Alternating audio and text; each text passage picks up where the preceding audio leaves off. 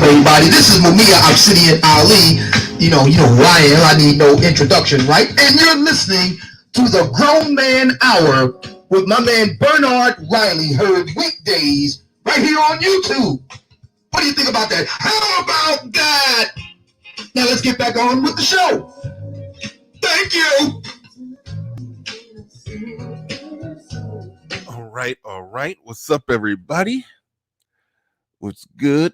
What's up, good people? We back at it once again.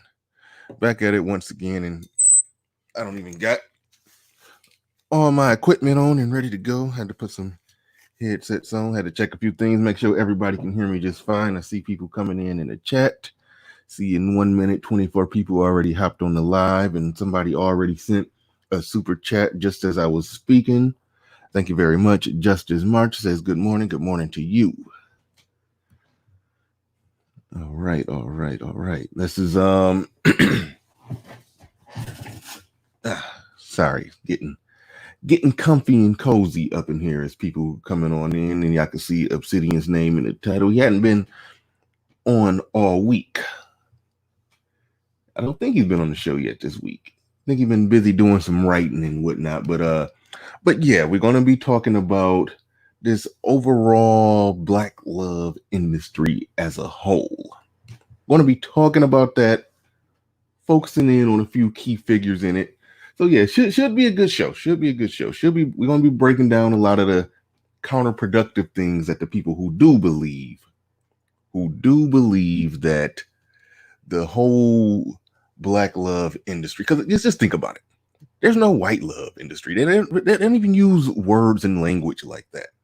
But Black love, if we're talking about that, if we got a name for it, you just think it'll be something that we really care about, something that we really got the game cornered on.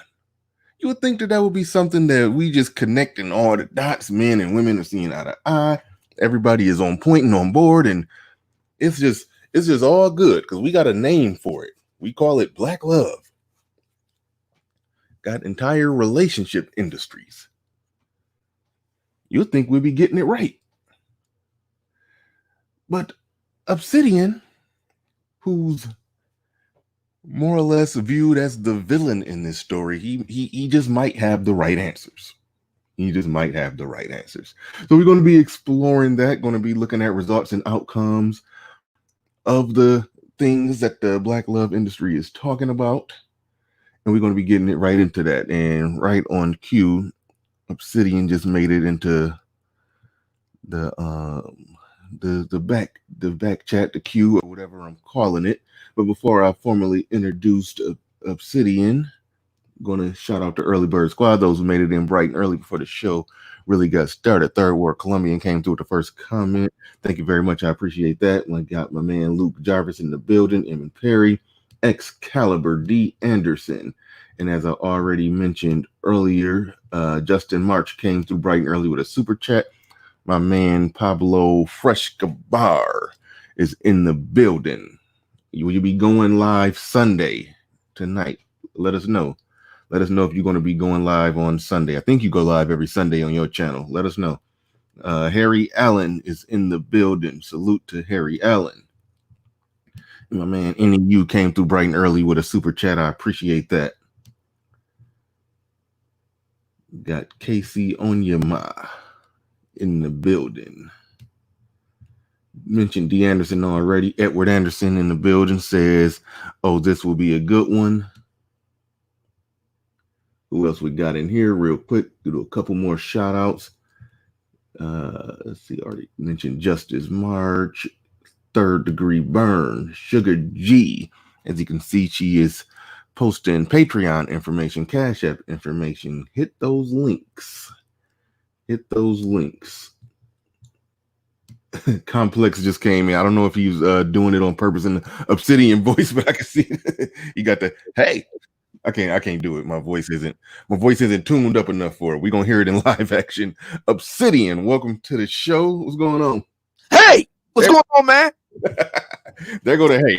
Y'all, we made it to another Friday. Yeah. TGIF. Yeah. Yeah, we And in you here. always bring me on, man, right when I'm, chowing down on some breakfast. So, I hope you guys don't mind. And yeah, I'm glad to be here. Glad to be back on the Grown Man Hour here with my man Bernard Riley. Let's get it. Let's let her rip. Yeah. We got a good one lined up for you. We're gonna be talking about this whole black love machine, and you've been on the front lines. I don't even know if to say fighting against this whole the black dating coach business. I mean, you've went. I don't even like to say went after, because people make it seem like you're attacking these people, but I always view it as you're just giving a critical look at what a lot of people are saying. Even if it's, someone like, let's say, Nicole Michelle, who I don't have a problem with her at all. Right. A lot of guys have a problem with her. And I personally don't dislike her either. I mean, my commentary with regard to Miss Nicole Michelle isn't personal. I mean, It's just business. This isn't business. And she knows this because I told her personally, I ran into some trouble, featuring her on my show. My constituents, my shareholders, sent me letters like, look, we're not paying you to bring her on. And I told her, this is all water under the bridge now.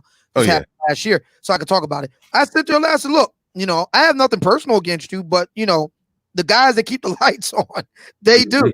So, and so I mean, I have nothing personal against her, but I think that there are legitimate questions to ask. And this happened before the current plague descended upon us. My question, and it wasn't just aimed at Nicole Michelle, it was aimed at the, for lack of a better way of putting it, the black femininity business. Yeah. My argument was simply this. Okay, where are the marriages? I don't see any pictures of weddings here. Where are the weddings? Engagements don't count. See, I've noticed the mission creep in Black America along these lines. And I'm not laying this at the feet of the black femininity crowd. But I've noticed in general, because look, let's face it, the black marital rate is at an all-time low since records were kept by the United States government going back to 1893 or 1896. So all-time lows. Mm-hmm. And we all know this. And we all know the implications for it. This is the United States. There's an American way of life. I'm not saying that it's right or wrong. I'm not here to make a judgment. I'm looking at outcomes. The simple truth is, shout out to St. Kevin Samuels, wherever he is. He's right.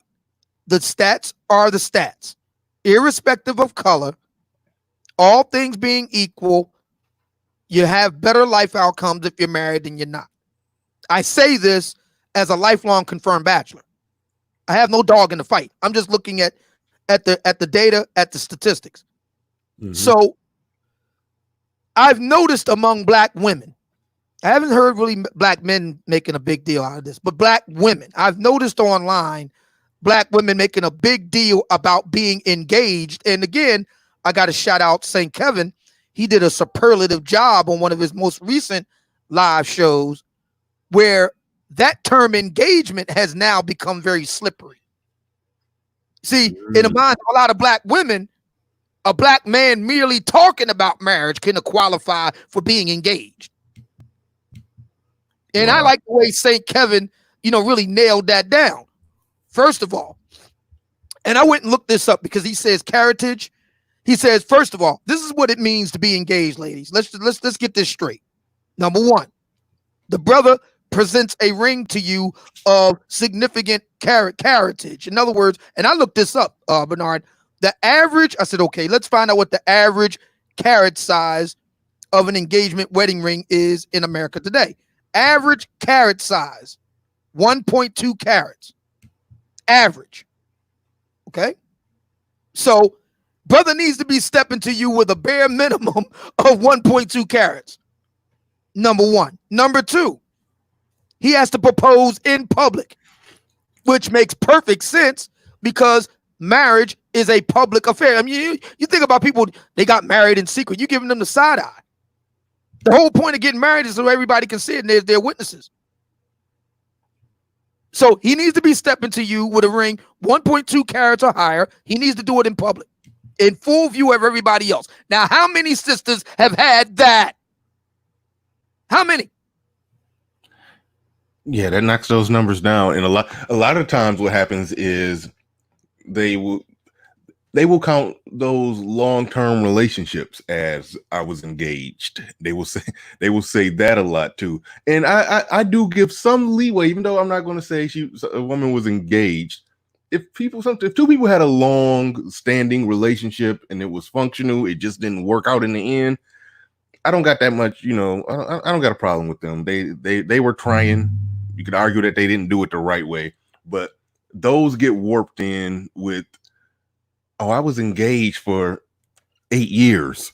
There's a lot of that going on where they be engaged for nearly a decade. Maybe a ring, maybe not. It's very simple. Yeah. Is there any pictures? Is there any evidence of you being proposed to and you accepting? You saying yes, complex design is right. The proposal has to be made and she has to accept. Public with pictures. Where is it? Oh, in this modern time, there's no such thing as getting engaged, even getting proposed to, and nobody not snapping a picture. That much is true.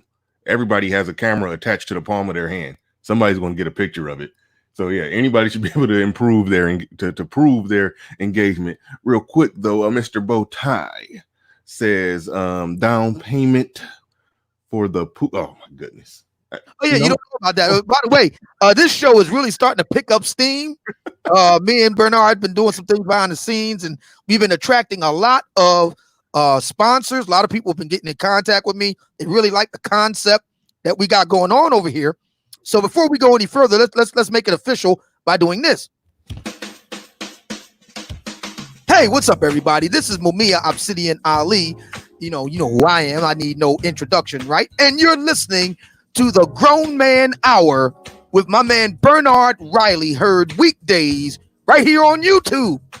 What do you think about that? How about that? Now let's get back on with the show. Thank you. And at 27 minutes past the hour, you are listening to the Grown Man Hour with Bernard Riley. And you know who I am. I need no introduction. Mumia Obsidian Ali, the Grim Reaper, sitting in. And we're going to have a heck of a conversation today. But like I was saying, we have a lot of sponsors. People are really lining up left and right to get time on the show. And we got a brand new sponsor, Bernard. I wanted to let you know about this.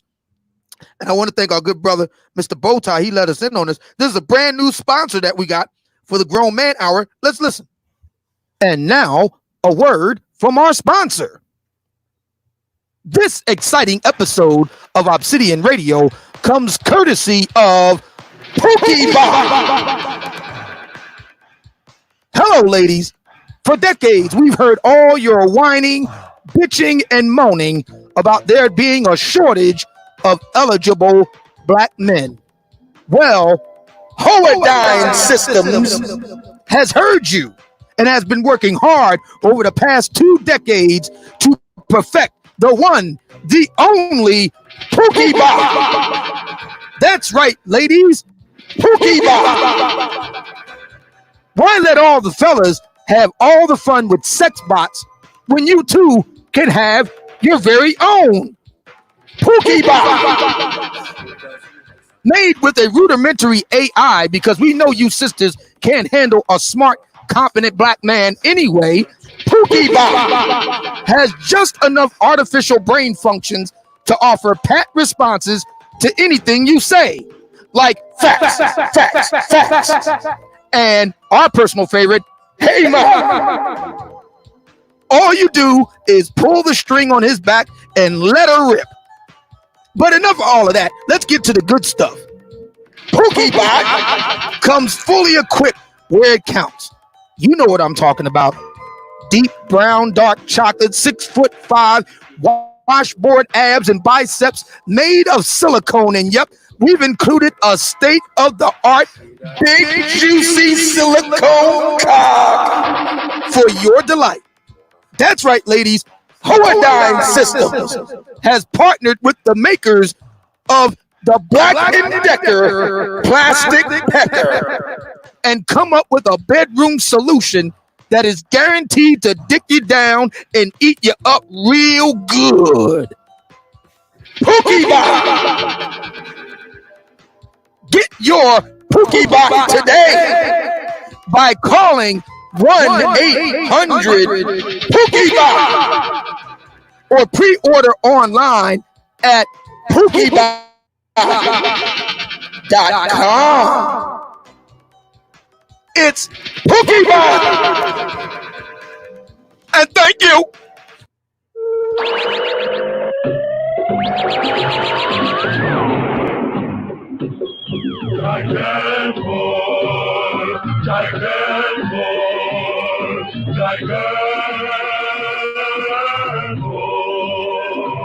Oh yeah, it's 31 minutes past the hour, and You know, I was waiting on that one, the Pookie Bot commercial. Ever since somebody first said it, ever since you first said it, I knew that one was coming. And then merged it with the Black & Decker plastic pack. Yeah, we got another major ad in the works. There's a number of I'm interested you bring that up. You know, now that the Black & Decker plastic pecker has done so well with the audience, ladies are buying it, just flying off the shelves. So a lot of the other companies are stepping in too. Snap-on, Craftsman, Still, Milwaukee, Makita, they're all stepping in now. And we're going to be having some more ads from the major power tool companies. They're definitely putting their own division for the ladies there. So stay tuned. We're working on one right now for Craftsman, and you'll see when it comes out. All right, perfect. John H, thank you for the super chat. I appreciate that. He said, keep the great content rolling. Obsidian is a great guest. I absolutely 100% agree with that. Obsidian always gets it rocking in here. So, you know, y'all know how that go. Y'all know Obsidian's a part of the show. He's hopefully a permanent fixture around here, because he definitely gets it rocking. No ifs, ands, or buts about that. But I got a confession to make, Obsidian. Well, not really a confession on my part. It's just a weird thing. Yeah, what's that? It's subtly related to this whole Pookie Bot thing. Okay, this was a while ago. This was back when I was out there. You know, like I told people right now, I didn't got out the game. I got one woman that I deal with, and I'm out there chasing all these straggle daggles, as I call them. That's done. I'm dealing with one chick, and I'm happy with that. But back when I was out in the game, it was this girl. I went to high school with her, actually, and we hadn't talked in upwards of well over a decade, because we was in our early 30s when we reconnected. So we're probably talking 15 years I hadn't talked to this girl. So we ended up reconnecting and went out on a date, and she was giving me the whole spiel. You've heard this before, that I've been celibate for the last 2.5 years. You've heard that, right? Oh yeah. Okay, so she's basically, you believe that black women of any consequence are being celibate in this day and age? Well, I got even better product to sell you. It's called the Walt Whitman Bridge here in Philly. Oh yeah. Let me flesh this one out. So I had asked her, we out to eat, and I'm just asking her, okay, so how you been handling, how have you been scratching your itch? Okay. She told me that, I guess the Pookie Bot wasn't out then, but she literally told me that she had what is called you probably seen it online. It's like it wasn't just a dildo. It was like the whole torso came with it.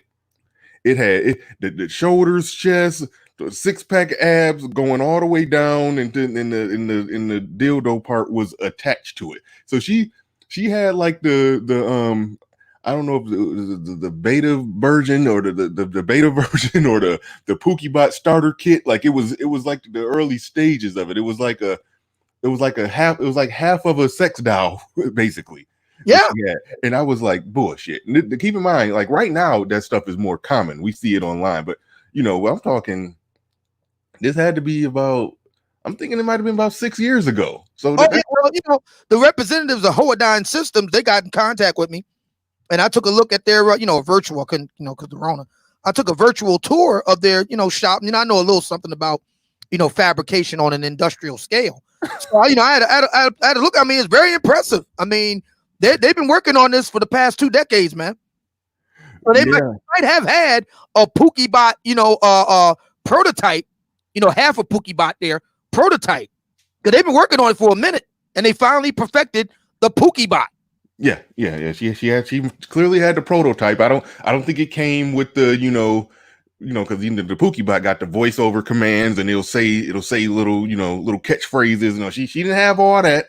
She didn't have all the bells and whistles, but she said, I was like, where do you keep this thing at? She's like, she said she keep it under her bed.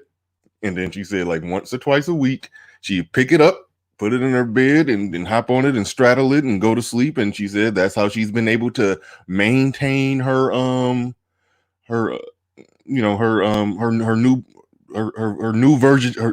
virginity, or whatever she's calling it. That born again celibacy that they doing. That's how they maintaining it. So you may be tempted to think that chick, if she actually can sell you that bridge, that she's actually celibate, and you may be thinking that, everything gonna be, nice and intact and possibly tight down there. No. She probably got the Pookie bot prototype like this chick had. She actually showed me the pictures of it, and I ain't want to follow behind that thing. You're like, oh my, look at the time. Well, I was like, yeah, man, I ain't going after that. her whole insides had to be good. I mean, what mere mortal can compare to Pokemon? Oh man, yeah, it was a trip. It was a trip. I couldn't believe that. And the thing, it was 6 years ago, so this shit wasn't everywhere. It's everywhere now. We've seen all this stuff now. It's a, you can just one Google search, you can find all kind of gadgets and gizmos, and but no, this was too much for me at the time. I wasn't ready for it. She just sprung it on me and showed me the picture. I was like, oh hell no. Oh yeah. But that was a trip. But we was talking about the female end of this whole not self-love, that's Derek Jackson's thing, but this whole black love industry, where all these people they're talking about black love as if there's something that other black folks really care about. And I think I missed a super chat, by the way. Yeah, my man Woody Bennett he said, is there such thing as a femininity coach for Gen X baby boomer millennial women in non-westernized countries? Black women drank the feminist Kool-Aid, and now the chicken come home to roost. Well, to answer Roddy's question, and we did mention Miss Nicole Michelle, so I'll go back to her for a moment. According to her, she said this here on YouTube, so I'm not airing out any insider baseball. According to her, she's got people all over the planet. She's got women in other countries that are interested. Now, westernized is a key word, though. Yeah, I'm talking about, European Union and that sort of thing. So, take that for whatever you think it's worth. My whole thing, and you mentioned Jackson with regard to his self-love piece. When I say the black love machine, I am incorporating all of that.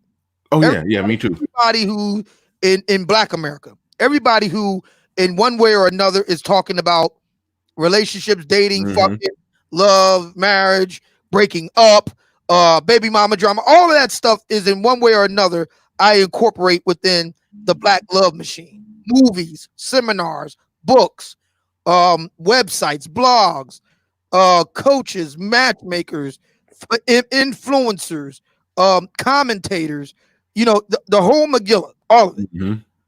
And it manifests itself in interesting ways. One of the interesting things about the black love machine, I like to call it, and shameless plug, it is in the book of Obsidian. I've written about this, and now I'm working on 2 other books because of the Rona, but I'm still accepting contributions to bring the book out. The interesting thing about it, I was watching St. Kevin the other night. He was talking about the whole marriage thing, whatnot. And of course, black folks being, cynical the way that they are, a couple of brothers went after him because he's not married. Now, he's been married and divorced twice. He's currently a single man again. And their point was, how can you talk about these things without being married? Well, Yeah. okay. If we're going to use that as the argument, then Steve Harvey shouldn't have been on the New York Times bestseller list for over a year. Right. Hill Harper should not have been on the New York Times bestseller list, I think like 3 times. He's like me, a confirmed bachelor. Stefan Labossiere, who we're going to be talking about on today's show and who I've actually met twice in the past year, he shouldn't be a thing. He's a confirmed bachelor. Right. And that's not including on the women's side. Again, Miss Nicole Michelle has been married and divorced. April Mason's divorced. She claims to have a best-selling book that nobody's ever heard of. Excuse me. The list goes on and on. The point is this. I think that in Black America, marriage has gotten to a point where so relatively few Black people are doing it. And yet, Black love issues go on. So I think the real test of a dating coach or a relationship expert in Black America is simply, having a good look, having an audience.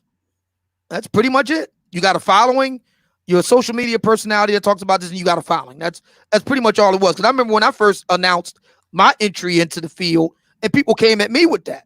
And my response then is the same as it is now. If Stefan Labossiere is qualified to talk about it, how come I'm not qualified to talk about it? I thought we were both Black men, remember? We're both confirmed bachelors, right? And I'm pretty sure if I had to do a straight up and down analysis, I've probably been in a relationship with a woman longer than he has. So, and I would say that to anybody right now listening that is of that bent. What qualifies me? What qualifies me is that I'm a brother writing about these issues. I have a following, and I've actually had a woman longer than most men. Most brothers have had a woman. I know what that's like to do that. Right. Counselor Murray, thank you for that super chat. And also my man Black Wolf Inc., who be timing every damn body out, but still my man, still my guy. You be hitting that super chat. I appreciate you. But he says, hey, look at here. Good brothers reunited again. Shazam, bitch. You got to do that after we done Obsidian. And he said, check out David East, cut from a different cloth in Nas cherry wine. But yeah. He dropped that Shazam, bitches. I was about to do it, but I ain't got the echo box or the vocal cords for it. Shazam, bitches! Shazam! There it go. Yeah, we needed that. We needed that. But yeah, now I'm glad you transferred it on over to, because like we started out, we was talking about the women who are in the oh, and by the way, shout out, I saw Game Changer in the building. Shout out, salute to Game Changer. I know it's bright and early for him over on the West Coast. I appreciate everybody on the West Coast be getting up at 6 a.m. sometimes tuning in. I appreciate that. But yeah, so we were talking about the women who are involved in it, and we transitioned over to the men, because we do like to talk about the stuff that the men say, because I get that the women can give, for lack of a better word, bad advice to women, because women is sort of like the Patrice O'Neal thing. Is fishermen who are you going to have teach you how to catch fish or a fisherman? So that's, it's sort of that seems odd when women are in that space giving advice. It's something about women when they give advice. It just never quite goes full circle. It just never quite rounds out and makes right. There's a few who are good, but for the most part, whenever I listen to women giving advice, I'm like, she's missing the mark. But it seems like men who speak as if they give a damn about women, it seems like they would get it more right. And I will give some props to I hope I don't mess up his name, Stefan Labossiere. Is that correct? That's right. He's of Haitian background. Okay, yeah. Stefan Labossiere. He does a much better job than Derek Jackson, Ace Metaphor, all the gurus. He does a much better job than all of them. He has more moments where he will just keep it real with them. He will circle back to the normal pandering talking points, but he keeps it real with them more often than not. But it seems like black men, if they actually give a damn, they would they would get it right more. They would give more than the cookie cutter pandering advice. And that's where I say you come in, because you're like the villain in this whole thing. You threw your hat into the whole dating coach arena, so to speak. Everybody's like, what is he doing here? He's just here to just flip the tables over and cause just in a very real sense I am. In a very real sense I am. But before I go any further, Marty in the chat room asked about Dr. Umar and whether he'll be in my book. The answer is yes. Dr. Umar is in the book. I have one chapter called The Black Love Machine, and then I immediately follow it up with another chapter called The Pro-Black Game.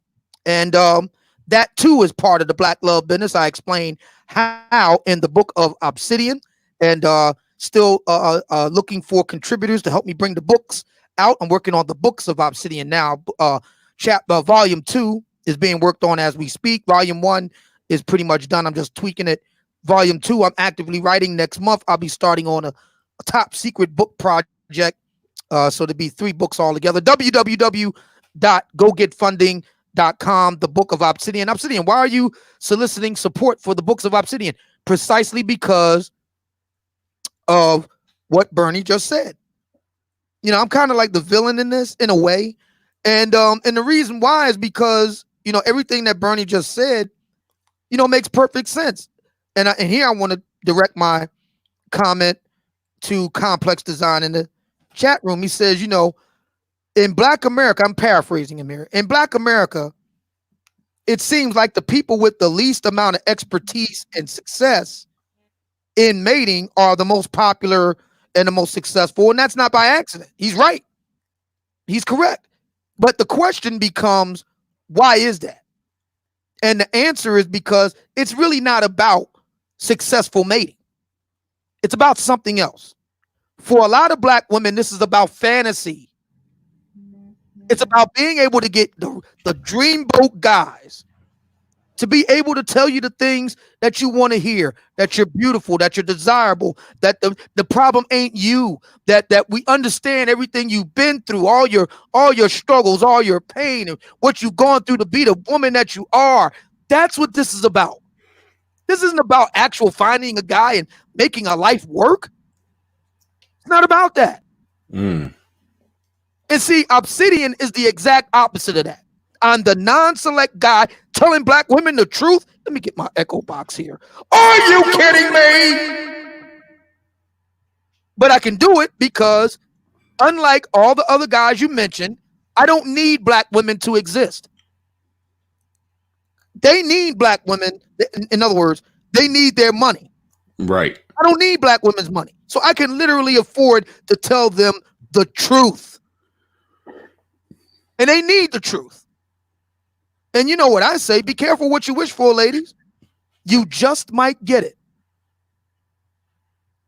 I'll tell you everything. Because I have literally nothing to lose. What are you going to do to me? It's funny, Bernard. It's funny. Mm-hmm. I've been through some things over the past, few years. A number of people know I've had dust-ups with various Black women commentators and social media personalities. And my thinking is this. I've had threats. I'm going to do this to you, do that to you. And I called their bluff, Sophia A. Nelson. And, I'm sitting there, I'm thinking that the men in black are going to come any moment now and get me, But it never happens. And the reason why is because a lot of these broads are paper tigers. Like Sophia A. Nelson, she's broke. She filed for bankruptcy. It's a matter of public record. You can look it up. Google is your friend. A lot of these broads are broke. And that goes back to my point about fantasy. A lot of these sisters want to see themselves as living the Rodeo Drive, Beverly Hills life. Mm-hmm. And they don't. And a guy like me is too much reality. I'm a lot closer to the reality of Black men than the Black men that they want to hear from. And if they exist at all, they're in less than 10% of all Black men, if they exist at all. I'm much more in the rank and file. And that's very difficult for a lot of black women to accept. But God damn it, somebody got to tell the truth. Might as well be me. Right on. Let's Deadly River, thank you for the $5 super chat, and got a few more people who came through. Let me scroll on down. Got B Davis 919. Thank you for the super chat. And it was one more, my man J.I., who has some good things to say. I think you came up on the show, I think once or twice. And yeah, I like it. I like your take and perspective. Yeah, when I do the open panels, yeah, come up a little more often if you can. But J.I., thank you for the $2 super chat. I appreciate that. My man Prophet of Thought just came in the building. He came on the show last night dropping some fire. And Rowdy Bennett just came back with another one. He said, Obsidian, who the biggest fraud? Oh my goodness. Okay. He said, Obsidian, who the biggest fraud? Nicole Michelle, April Mason, Crystalline Kerrison. After pandemic, a lot nonsense. A sensu job held by women will be replaced by AI or CUT? Cut? Yeah, cuts. Okay. Oh yeah, you're talking about cuts. Okay, got right. you. Cut. Yeah, you can go ahead and answer that question. That I don't want to. Roddy makes a really good question, and then I want to answer Georgia Boy, because Georgia Boy he didn't ask a question, he made a statement. But Roddy makes a really good point about the people that he mentioned. Again, my question is very simple: where are the weddings?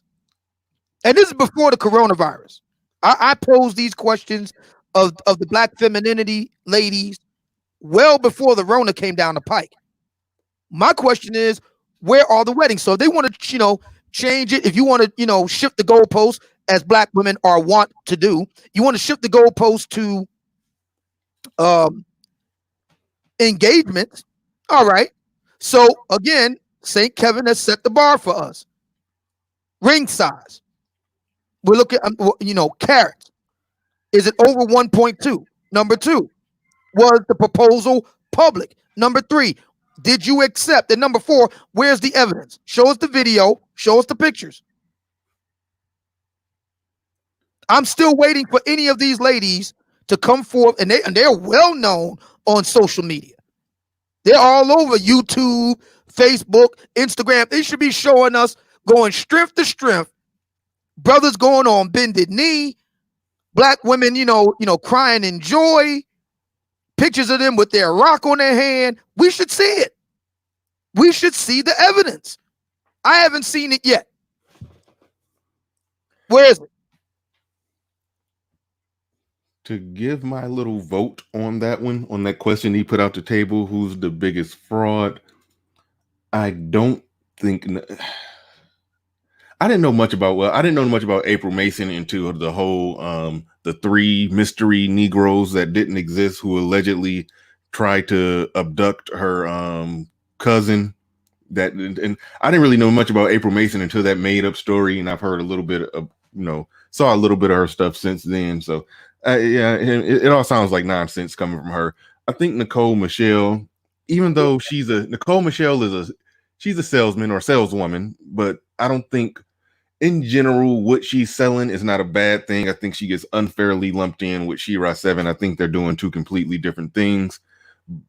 Nicole Michelle just gets criticized for that secure the bag, which it was meant to be different from get the bag. Secure the bag, she's talking about marriage, and she's talking about being a good wife and mother once you get in there. Shira 7 is saying, nope, get the bag, get out, and get on to your next bag. So that's a completely different thing. So I don't really knock Nicole Michelle. I just can nitpick some of her advice and some of what she's saying. Yeah, you could tell she's just being a salesman, but a saleswoman, but I don't think what she's selling is a bad thing. Yeah. But yeah, and I want to respond to Crystalline Kerrison is just crazy. Anyway, go ahead. I want to respond to Georgia Boy. I'm paraphrasing him. He kind of takes issue with the idea that I'm saying I'm the rank and file black man. You didn't say that, I don't think. He took issue with that. No, he said you were the bar. Right. What I said rank and file. He said bar. I didn't say bar. Yeah. I said rank and file. I come closer. When you look at these guys, Harvey, Stephane Labossiere, all these guys, I come closer to the rank and file black man than they do. Now I'm going to prove it. Number one, let's look at height. I'm 5'7". There are a lot more black men under 5'10" than there are over 5'10". That's number one. Number two, according to blackdemographics.com and the Bureau for Labor Statistics, black demographics first, of the black male labor force, about 36% of the black male labor force roughly works in the blue collar trades in some capacity. That would be me. According to the Bureau of Labor Statistics, about 68% of black men 20 and over are in the labor force. According to my math, that comes out to about roughly 14.5 million, something like that. So when we do the math, we're looking at just over 5 million blue collar brothers like me. And that's presently in the workforce. I retired a decade ago. So if we just use the numbers right now, we're looking at just over 5 million. I think that that's pretty much rank and file. Okay. Let's try this again, Georgia boy. I said there are more black men 5'10" and under than there are black men 5'10" and over. Okay. Let me repeat that. I am 5'7". I am under 5'10". There are more black men like me than there are black men like you at, I think it's what, 6'3"? Yeah. There are more black men 5'10" and under than there are 5'10" and over. Why do I say that? Because black women constantly gun for a small pool of brothers. This is simple math. If you want a brother, you got to go where you get more shots on goal, not fewer.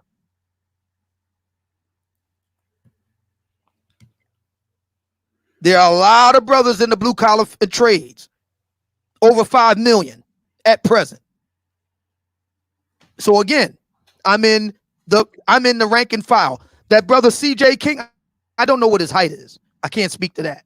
But in terms of his social and formal education and social situation, by definition, he's elite. Less than 10% of black men are like CJ King. Less than 10%. All right, let's try to refocus, because GA boy did what he always does.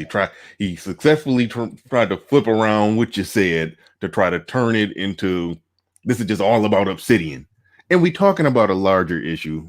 No, I don't mind because yeah, I know, but and you're right. It is more about me. I'm using myself as a window onto a whole. Because see, the argument, nobody articulates it this way, but the argument is kind of like I'm an anomaly. I'm not. There are literally millions of black men like me. Millions. So think of me as a kind of avatar or archetype. There are millions of black men like me. We just don't get a voice until now. And that was the whole point of putting together Obsidian Radio, being a founder of the Black Manosphere. We just never had the dais. Because again, a lot of black women cannot handle reality. They're delusional. And we got to bring a cold. There was this a couple years ago, there was the ice bucket challenge. Remember that? Mm-hmm. Consider me the ice bucket challenge of the black love business. It's time for sisters to get some fucking reality. I am the rank and file brother out here. I'm not saying you have to like it. I'm not saying you have to agree with it. I'm not saying you have to take it. But that is the reality, though. The guys that you're gunning for, and we're going to get into this in when we start breaking down the videos. The guys that you're gunning for, by definition, are a very small number. Let's try this again. CJ King, who's been the rage in all black social media for the past few weeks. 7% of black men are like him. 7% versus 36% of black men like me. Do the fucking math.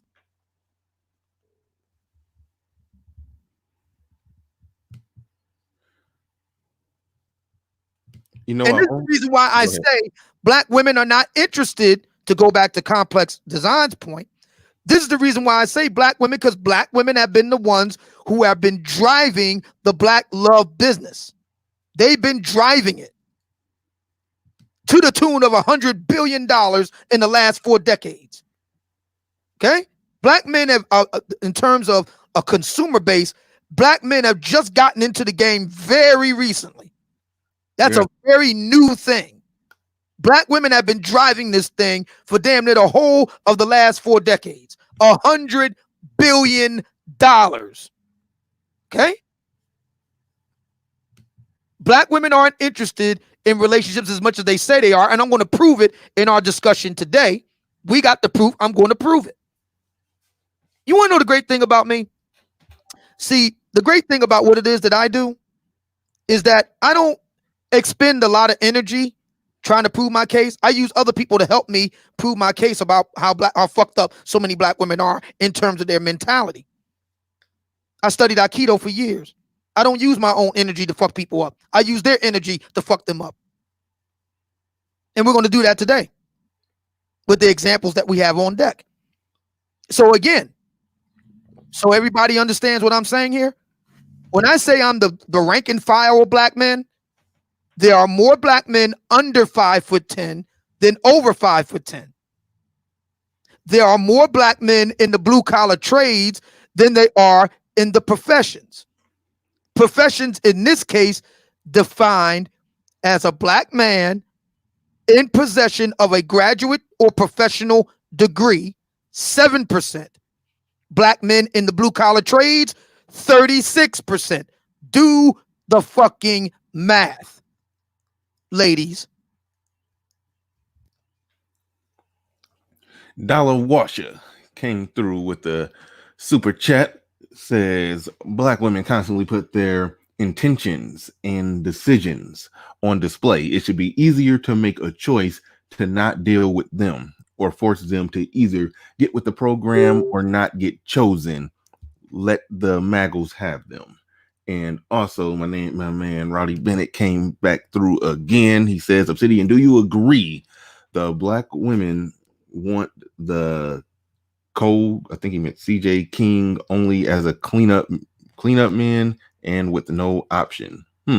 I personally believe that based on the sheer amount of shrieking that came down the pike since he made his famous Instagram post in which no lies were told. He only said what black women themselves have been saying for decades. Every black man listening knows, if you read CJ King's Instagram post, you know what I'm saying is true. He said no lies. He only said what black women themselves have been saying for decades. Black women honestly think that black men ain't listening. This is the reason why I keep telling sisters, be careful what you wish for, because you never know who might be listening. Yeah, that was the funniest part of that whole situation to me, is that he just repeated their words word for word. Like if he would have just went to some black woman's Facebook page or Instagram page and just copied and pasted it and just put it on his Twitter, then he would have had it exactly to what they say. So that's why it was funny that they were getting mad. And speaking of that, I don't know if you were listening yesterday when I had SKC on. This was later in the show. I don't like to show clips from Fox Soul with the 4 washed up divas, as you call them. They actually talked about CJ King, and I just played 30 seconds of it because they took my last video down, so I don't want to even I know what you're talking about. I saw it. Okay. And, case in point. Yeah. Selena Johnson, when she was listening to I think Claudia Jordan lay out everything that CJ King said. Keep in mind, Selena Johnson, it was her live reaction. We knew nothing. Absolutely positively. I mean, she knew absolutely positively nothing about the CJ King thing. She was hearing it live on the air. And after she saw that it was laid out, that this man is talking about he's the prize and he's this and he's that, he got a law degree and all of that. And then she was just sitting there listening like, And she said, oh, wait a minute. Is he black or white? Exactly. And then when Claudia Jordan said he's black, then she like waved her hand like, So that tells you everything you need to know right there. Yeah. It tells you everything you need to know right there. And see, St. Kevin, because all of this kind of, it reminds me of, everybody knows this now. When I was a kid, I used to read these comic books, right?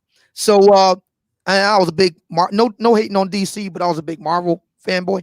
So I would read the comic book and I'll get to the end of it and then set the stage for the next comic, and then it'll be a series that'll start off in Spider-Man and then go over to Captain America. Next thing you know, it's in the Avengers. So what am I saying here? So we're having this discussion here, and I'm bringing in elements of my own show, St. Kevin's show. It's all kind of tying in like the Avengers. You know what I mean?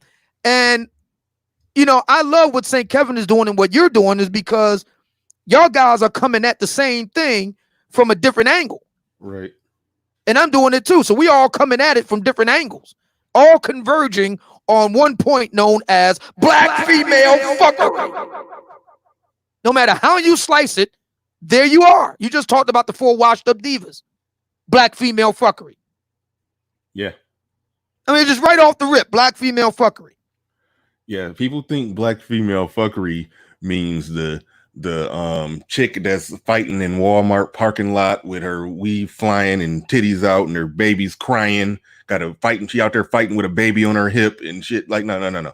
That is black female fuckery, but it comes in many different forms. And got that right.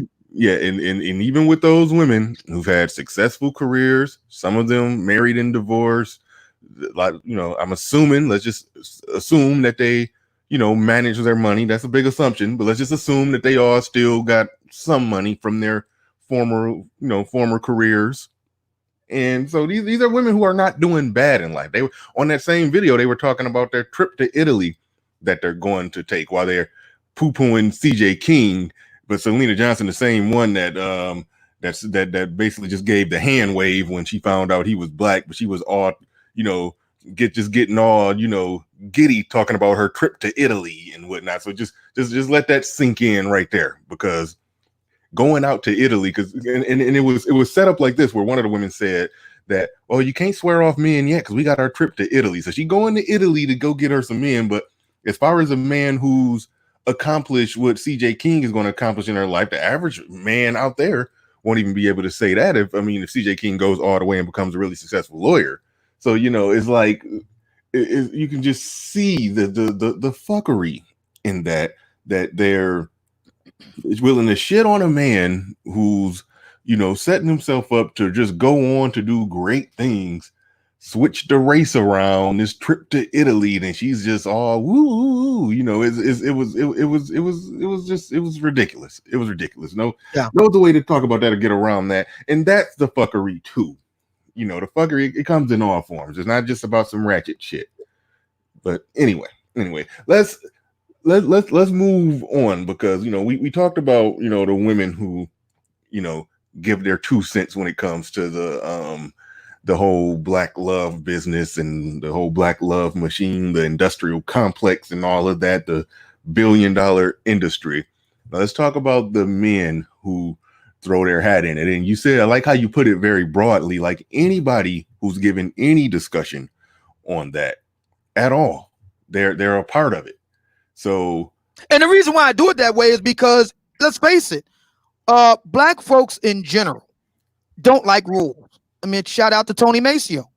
Black folk in general don't like rules. We want the freedom to be whatever we want to be in that moment. This is the reason why we kind of vacillate between being black Americans on one side and then just generic Americans on the other side. We want the freedom and the ability to slip in between camps, depending on our mood, depending on how we feel about it, depending on it. We want to be black American when it suits us, and then we just want to be generic Americans when it suits us. So my thinking is, okay, since we don't have any straight up defined rules on this black love thing, okay, so that means anybody can play.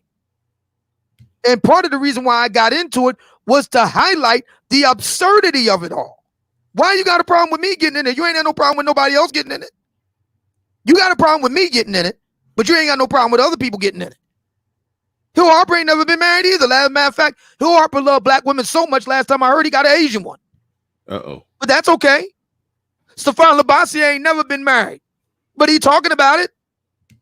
Derek Jackson is still a newlywed. He ain't got 5 years in yet on a marriage.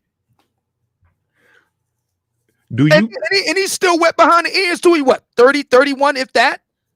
But he counseling women old enough to be his mama. But the old man get in it, now it's a problem. Now it's a problem. Do you see the point? Mhm. And that's the point. Is to show you the absurdity of it all. That's the point. Got a question. Do you count your faithful opposition in your faith? Trying to think of how to put this. Do you? Well, I'm just going to ask it just flat out. Do you count C Boogie as, you know, what he's talking about as, you know, a part of it? Not only do I count him as a part of it, I congratulated him on becoming a dating coach when he didn't even know he was a dating coach, when he was denying that he was a dating coach. That was it's on record last summer. Do we still deny it though? Do we still deny it or no? Oh no, now he's accepted what I talked about last year. And I think that's a good thing. Let 1,000 flowers bloom. Mm-hmm. You know, the great thing, and we're going to be talking about Mr. Derek Jackson in a minute. He says last year, you can look it up, hear it for yourself. You know the old man. I'm all about giving my sources. Last year, last summer, last July, on the Roommates podcast, Derek Jackson was being interviewed, and he said he wanted to spark a conversation around these dating and mating issues. Be careful what you wish for, brother. You just might get it. When you pray for rain, you got to deal with the mud. See, my thing with all these people, be it Feminista Jones, be it Derek Jackson, the thing with them is they want to have a conversation in a certain constrained kind of way. It kind of reminds me of the sister, and this goes to Jones's point with the whole street harassment thing. You can't be mad when you want to put all that jelly out there with no toast, and then all the brothers come out to the yard. But see, you're looking for the one or two brothers out there that'll notice that. But that's not how it works. All the brothers going to come out to the yard, sis. That's how it works. Let me deal with this real quick, because I don't know how she doesn't see the problem with what she says staring her in her face. She says, Obsidian, you are not likable. That's the problem. People would listen if you were likable. Now, do you see Janelle Santos, how silly that is? And you hang around here a lot, so you know what my numbers normally are. If you were watching yesterday, I barely hit 100 people. Now, there's been times when I've been on without Obsidian, and I've gotten, into the 200, 270 range. But sometimes, that's rare. But so I without Obsidian, I'm just saying that we sitting on 350 right now. So you're saying you can see the numbers, but you're making an argument that people not listening to him because he's so bitter, but you can see that the numbers skyrocketing right in front of your face with him talking because people are listening to him. So I'm just trying to figure out, what do you mean right there? Well, what she means is that she doesn't like me, and that's okay. I mean, look, the thing I teach the brothers in my dojo is that you are not obligated to be a Renaissance man. You are not a man for all cuffing seasons. It's okay that all sisters ain't gonna like you. That's completely okay. But see, this is the one thing that Janelle Santos can't say. She can't say I'm not well dressed. She can't say I'm not well groomed. She can't say I'm not well spoken. She can't say that I'm not industrious. She can't say that I'm not ambitious. She can't say that I don't deliver results. She can't say that I'm not successful. All she can say is Obsidian ain't my cup of tea. And that's a huge departure from black women saying, I can't find a man on my level. Black men ain't shit. Black men ain't do this. Black men don't do that. No, he just doesn't do it for you. And see, that shifts the goalpost from an existential crisis to a first world problem. Sis, it ain't my fault that you got to pee under 50 mattresses. Whoa. Damn. All right. Let's get into some of the players in the game, because we're going to be looking at a lot of different things here. A lot of different things that a lot of people who have thrown their hat into that arena, going to be looking at a lot of things that they're saying. So you got it. You can take this wherever you want to go. You could talk about when I say talk about whoever you want to talk about, I want to make it clear that we're not talking about or specifically focusing on the person and attacking the person. We're attacking the ideas and the concepts that they put out, and whether or not those ideas and concepts yield good results or bad results, productive or counterproductive advice and information. And we're going to be examining a few different people who are in that arena, that Black love arena, that Black love industry business and all of that. So that's what we're going to be examining, going to be looking at here. And Obsidian is going to be leading the charge with that. He has a few videos he wants to analyze and look at, and we're going to go from there. So you got the floor more or less on that, Obsidian, with which video or which, because we kind of talked about. So since we got the founder of the feast here, let's start with Derek Jackson. And before we do, let me go back to the point that I was making using him and Feminista Jones. My point is, and I'm using them as a jumping off point. I've noticed with Black social media personalities, activists, personalities, influencers, etc., I've noticed that they want to use the public square as their kind of own personal tool. I'm working through this, so just work with me for a second here. I use the analogy of the sister who letting all that jelly out with no toe shaking, walking down the street, but then getting mad. And let's just get right to it. When the brother she's not attracted to step to her. But see, there's a fundamental problem here, sister. See, I understand that you ain't attracted to all the brothers. I get that. But see, you putting it out on Front Street. See, what you want is you want White Castle access, and then you want, Ruth Chris Steakhouse results. It don't work like that.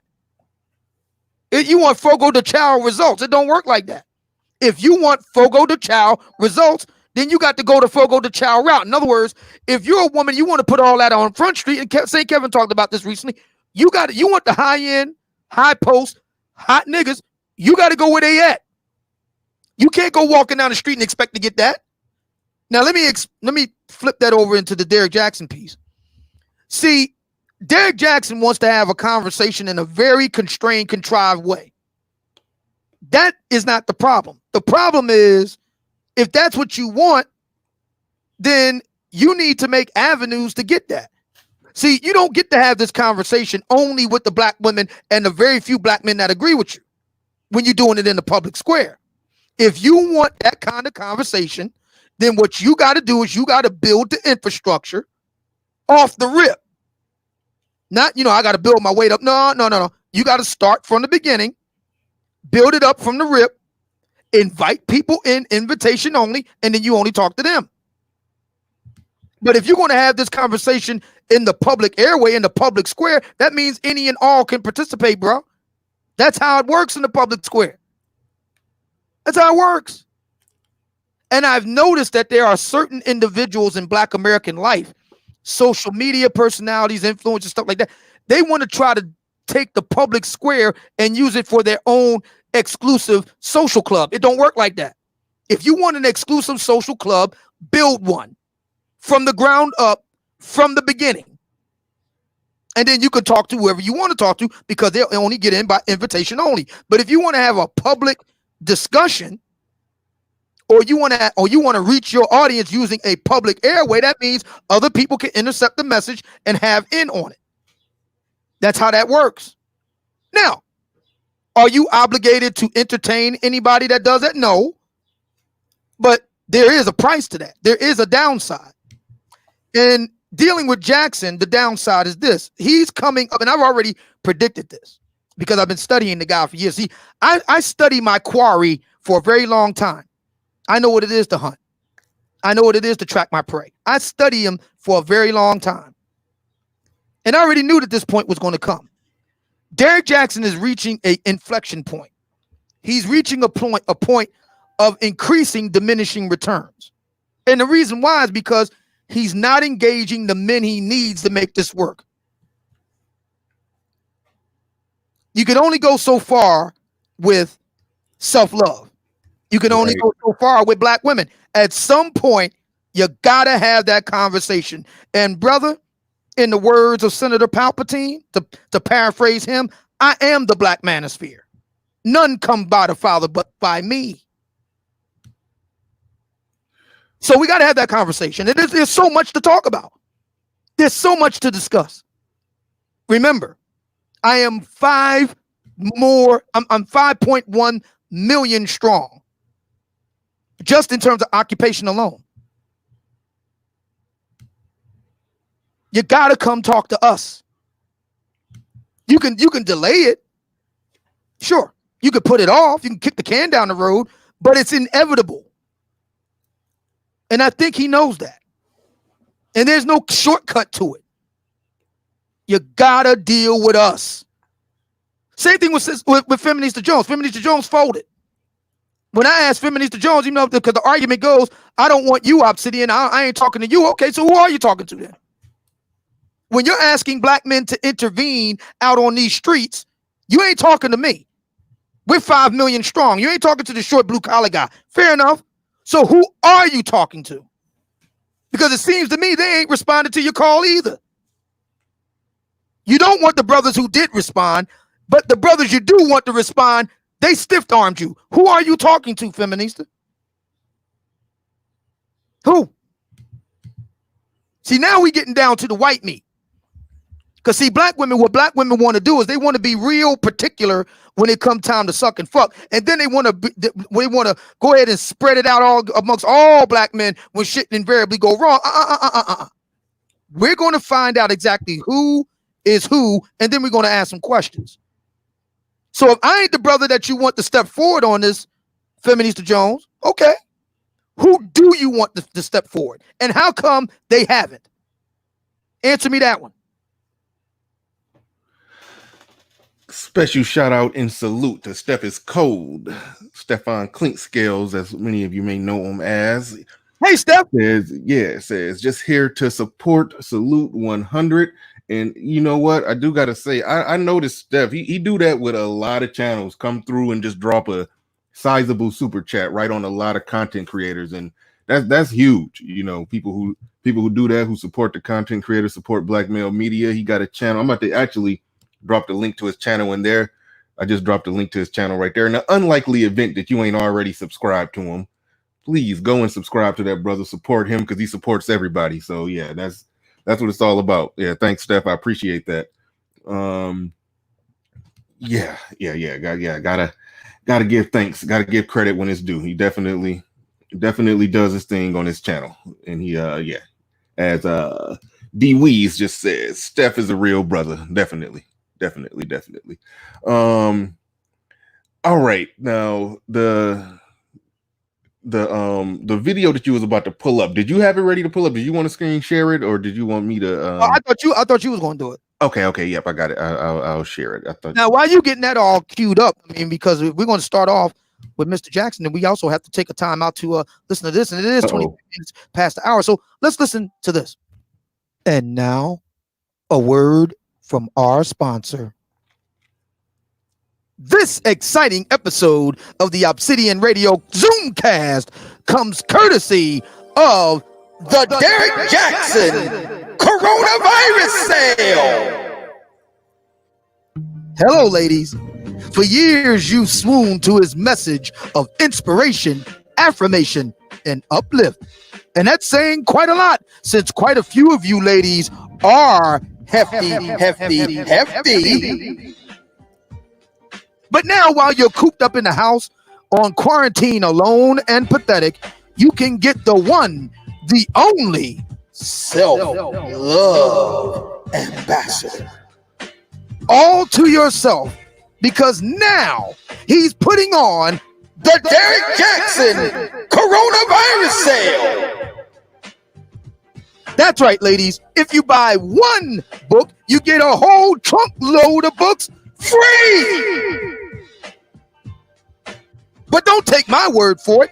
Listen to the man for all cuffing season himself hawk his best-selling book that appears on no list anyway for a whole minute yourself. Take it away, Derek. I go into full detail about that in my book, Don't Forget Your Crown. So if you want to know more about that, Click the link in the caption. I just extended the 50% off sale. I go in full detail about that in my book, Don't Forget Your Crown, and that's at the link in the caption. So get it 50% off if you haven't yet, because that ends soon. Now, that type of man and what he's attracted to, what he's looking for, what mentally piques his interest and stimulates him, if you want to know all about that, I go in full detail about it in my book, Don't Forget Your Crown. And the sale that I extended for 50% off is going on still, but it ends soon. So click the link in the caption if you haven't yet.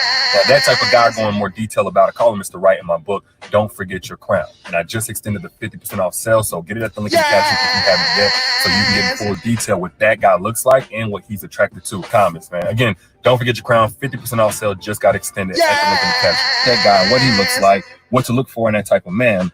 I go in full detail about him in my book, Don't Forget Your Crown. And I extended the 50% off sale at the link in the caption, so click it whenever you see it.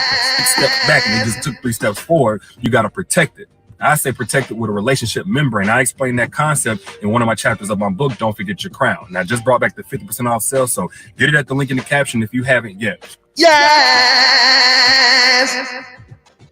What a minute, man. The Derek Jackson coronavirus sale. Now that's some self-love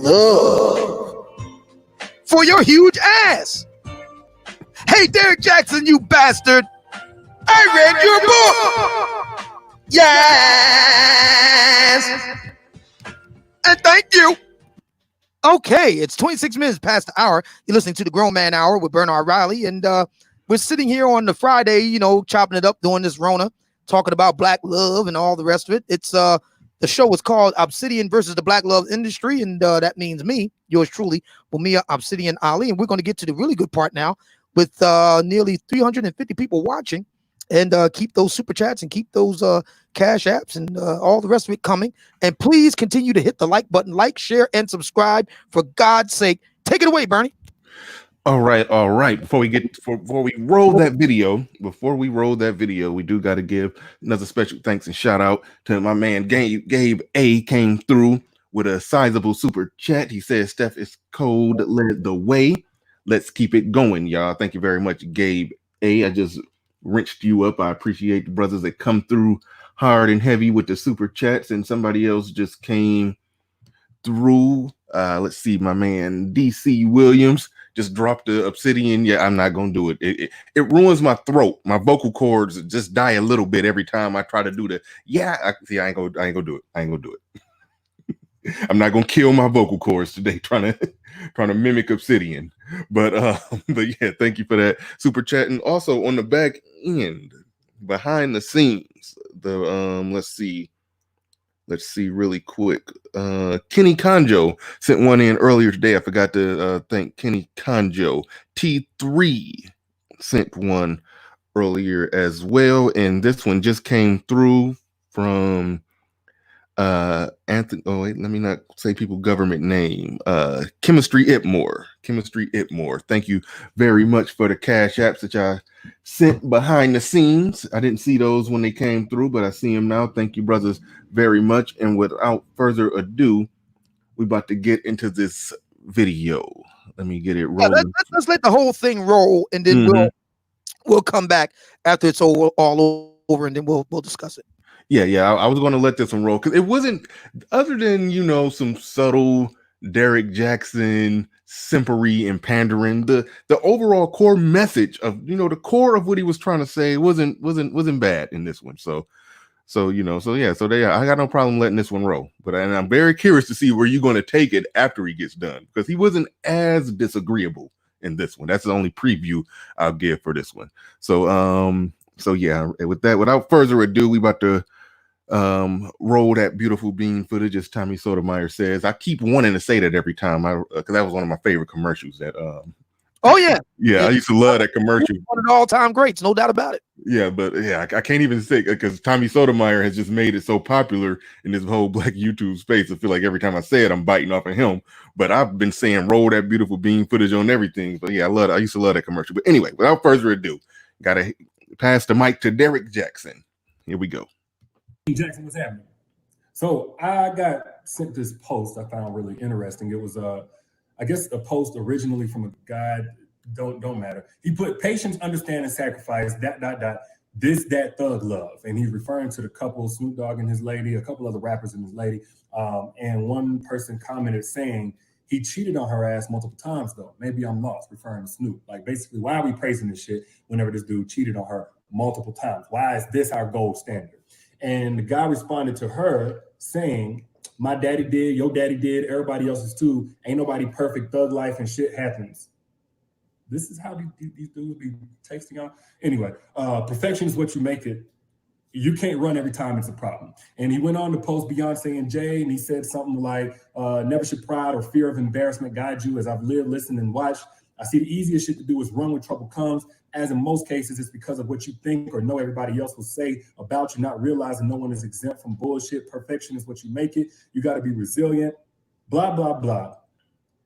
Let me say this, man, before I even get started. I have no problem with anybody in those pictures. All the specific examples that decided to go forward with that relationship, you know, beyond betrayal, beyond, you know, getting cheated on, infidelity, whatever. Look, they got more information to work on than I do, judging from the outside looking in. So if they happy with it, if they like it, I love it. You know, the women ain't got no problem with moving on with those guys. I ain't about to sit here and shame them with judgment for doing so. But based on what this guy was doing, was praising, you know, their resilience and the fact that they bounced back after all of this infidelity and cheating, it sounds a lot like if somebody was to praise a slave for their work ethic. It's like, of course, we love work ethic. That's an admirable quality. But in the context of being used to endure abuse, now whenever you praise that work ethic, you're not really praising work ethic as much as you're ignoring the fact that the person who has a work ethic is really a victim of abuse, therefore normalizing the abuse and normalizing the abuser. That's what I have a problem with. That and the hypocrisy of it all. Because let's just look at if the shoe was on the other foot. Like, would any of those specific rappers be this guy's hero or any dude's hero? Y'all let me know down in the comments. Just speak, you know, of common sense. Would they still be any of these guys' hero if the shoe was on the other foot? If it was the rapper's wife or the rapper's girlfriend that was out here sucking a little dick on the side, throwing that pussy every which way, and then years after she said, I'm ready to commit, years after she said, I'm ready to settle down, she finally decided she's bored enough with all of these other random dicks to finally settle down. Would this dude look at those rappers and say, oh man, my favorite rapper got cheated on over and over again and he's stuck in there. He made that woman a wife. Yeah, that's how you do it. Would he? No, let's be real. And another thing that stuck out to me was whenever he was talking about, you know, the fear of embarrassment, stop worrying about what everybody else say. It's funny. Reputation is so important to us until it comes to the way that we ruin our woman's reputation. I've never heard a guy say anything other than, you know, your woman is a reflection of you. That's how we choose. And I ain't got no problem with it. If you choose a woman, you want her to be a good look. You want her to be able to handle herself in the kind of spaces you plan on being in. You want her to handle herself with class, not be an embarrassment to you. Guess what? I respect it. I have no problem with that. But guess what? Women don't want to be embarrassed neither. Women don't want to be disrespected. And I would go so far as to say that whenever you out here dealing with these other girls and handling yourself a certain way, you're not so much a reflection of your woman as much as you are a reflection of how you feel about her, but most importantly, a reflection of how much value should be put on your word as a man. And you know what they say, a man is only as good as his word. So 9 times out of 10, we know these dudes ain't saying, look, I'm gonna put you through hell and back to finally get what I'm committing to give to you without all of this bullshit. We know they're not doing that. We know they got them fooled. We know they out here doing this shit in secret. They're in these DMs, probably getting curved most of the time, but they're in these DMs, they're in these girls' faces. So if nothing else, you're not necessarily a reflection of your woman, but you're a reflection of your own bitch assness because you can't keep your word. And all offense intended to whoever has a problem with that. But this is why I believe heavily in assessing a man's problematic potential from the very beginning. That's a concept I go in detail about in my book, Don't Forget Your Crown. So if you want to know more about that, click the link in the bio or the caption, wherever you see it. I'll put a 50% off link so y'all can get it for the low if you haven't gotten it yet. But ultimately, I look at it like this, man. You know, I could talk all this talk till I'm blue in the face. I feel like women been saying the same shit for years, and a lot of dudes just want to continue to play dumb. But word to the wise, at some point, fellas, women ain't gonna just keep saying the same thing that I'm saying. At some point, they're gonna start keeping the same energy and then see what you got to say. See how resilient you are. See how much you're willing to bounce back from the hard times and not let a problem stop you and not worry about what other people say. Then what you gonna do? But y'all let me know what you think in the comments. Again, Don't Forget Your Crown book, 50% off at the link in the caption, but that expires tonight. I'll let y'all later. Be good. Peace. The record-breaking phenomenon Parasite made Okay, I'm sorry. Hold on. Sorry. Hey, that look away, squinted side eye when he lying game was just too strong right there. Oh man.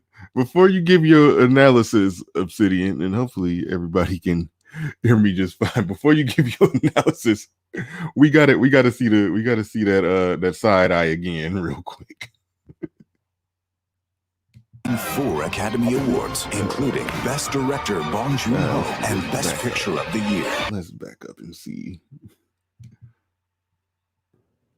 So times and not let a problem stop you and not worry about what other people say. Then what you gonna do? But y'all let me know what you think in the comments. Again, don't forget your Crown book, 50% off at the link in the caption, but that expires tonight. I'll let y'all later. Be good. All right. Yes.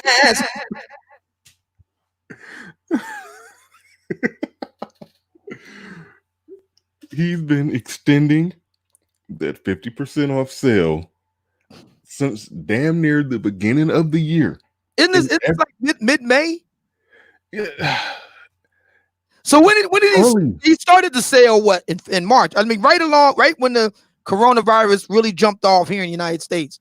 So we're looking at like early March or thereabout, right? Yeah. So he's been doing this now for basically just 2 months. I wouldn't have a problem with that if he just didn't contradict himself for like the umpteenth time. If he didn't make it sound like it was about to end any second now. Right, exactly. And he says a man is only as good as his word. Then he turns around and hawks the book again, which was supposed to have expired, but he extends it again and says it's really going to end tonight, and it still hasn't ended. Physician, heal thyself. See, I agree with Derek. See, here's the thing. Here's the thing with how black women delude themselves. There are fuck boys. Okay. Who they're a lot like the Sith. See, this is the reason why y'all sisters need to be getting up with us nerdy guys, us geeky guys, because you would know about this sort of thing.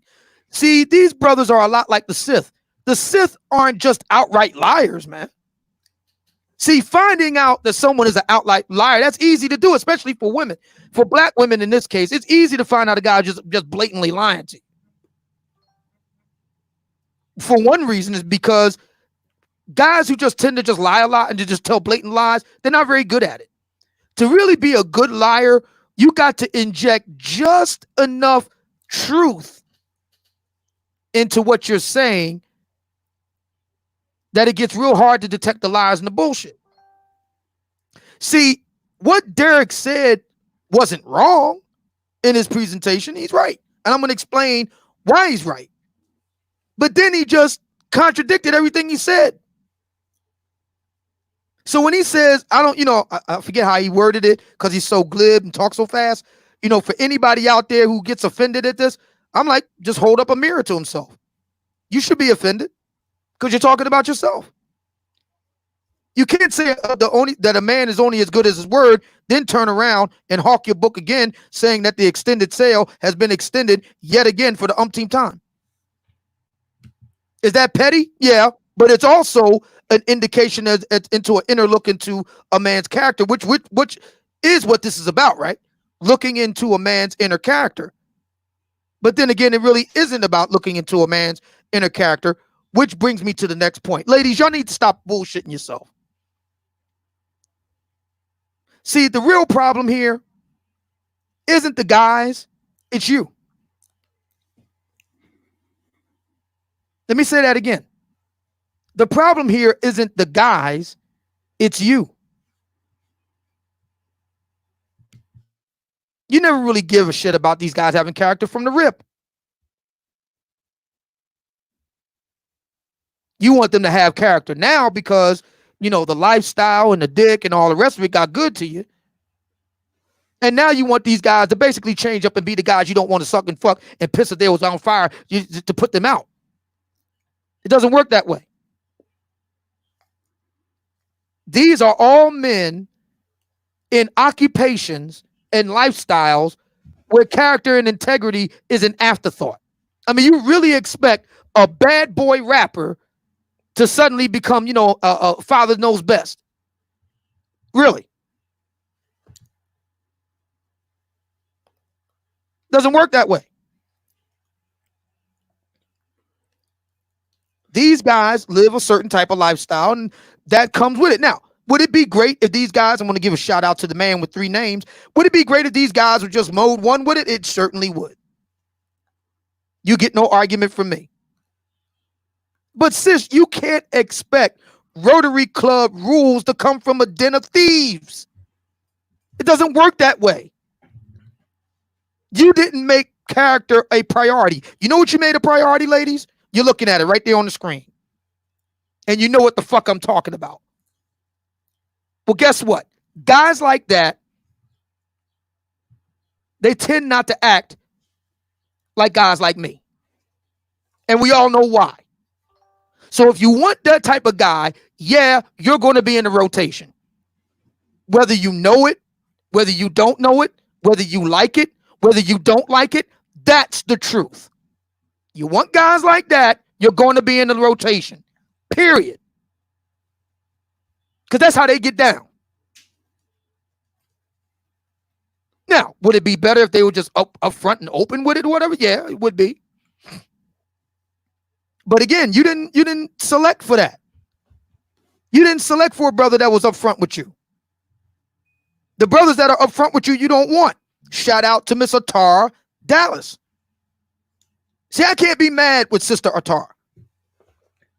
I can't be mad with her because she came right out and told the truth. There's a certain type of guy that she's attracted to, and she knows that they come with their fuckery. They come with their problems. And she laid it all down on the tabernacle and brought her problems unto the Lord and prayed that she could just get 90 days of act right from these niggas. She knows the deal. She knows that there are good brothers out there right now who will treat her right. She ain't interested in them. Fair enough. That's fair. It's a free country, man. This is a free country. That's how she want to roll. Fair enough. But then shut the fuck up when you get the invariable results. Dudes like this ain't the settling down type. Don't you know that? A lot of these broads is 40 years old, 50 years old, 55 years old, 35 years old. I mean, please. Come on. These guys ain't the settling down type. They're not. They're not the honest type. They're not the integral type. They're not the type that work day in and day out doing boring, repetitive shit. They don't do that, ladies. They don't. If you want those kind of guys, then you want everything that comes with them. When you pray for rain, you got to expect to get the mud. That's how it works.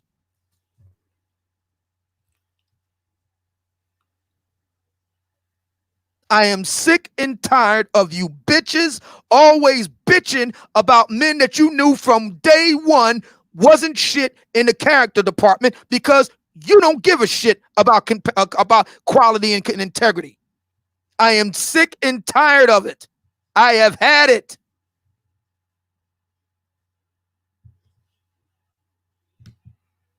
You wanted those kind of guys, you got them. Enjoy.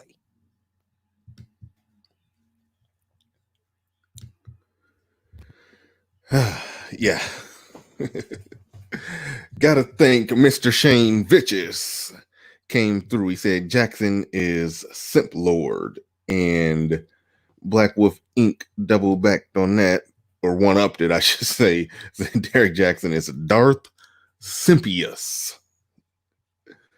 Thank you, brothers, for those super chats. I appreciate that. And yeah, I like your analysis there. And like I said, this video, I mean, if he's talking about men, just to break down what he said in the video, if he's talking about men, even though I said, yeah, he splashed a lot of simpery into the whole wording of it. But if he's talking about men who did make vows and promise to be faithful and all of that, and then they didn't do it, then okay, then yeah. And it is a part of our culture where sometimes women who endure with those guys who treat them bad, but they endured for the long haul. They ate shit for 20 years, and now he's older and ready to stop fucking around, and now all is fine and well. Look at her. She got this this lying, cheating, and or abusive guy to stop lying, cheating, and abusing. Even though I don't like how he merged the two things. Somebody mentioned that in the chat, that he kind of implied, or kind of he conflated a lot of things. I'll just put it that simple. But he was saying that men, we don't get praised if we endure things like that, and I disagree to some degree, because I know I can look at my personal life, my personal situation. When I was with my ex-wife, I know I was putting up with a lot. I was eating a lot of shit, just for the simple fact I had my sons. I wanted to make that marriage work. I endured a lot. And I just mentioned on the last show, I think it was the last show, I had a cousin who had 3 daughters. He just last year, I was at the open house. His last daughter just graduated. Him and his wife, they had a lot of problems, but he stood, and the problem, most of the problems were not his causing, but he stood strong and he stuck it out, and he saw all his daughters through graduation of high school. Now, I don't know if him and his wife are getting a divorce now. I just know he put the family through.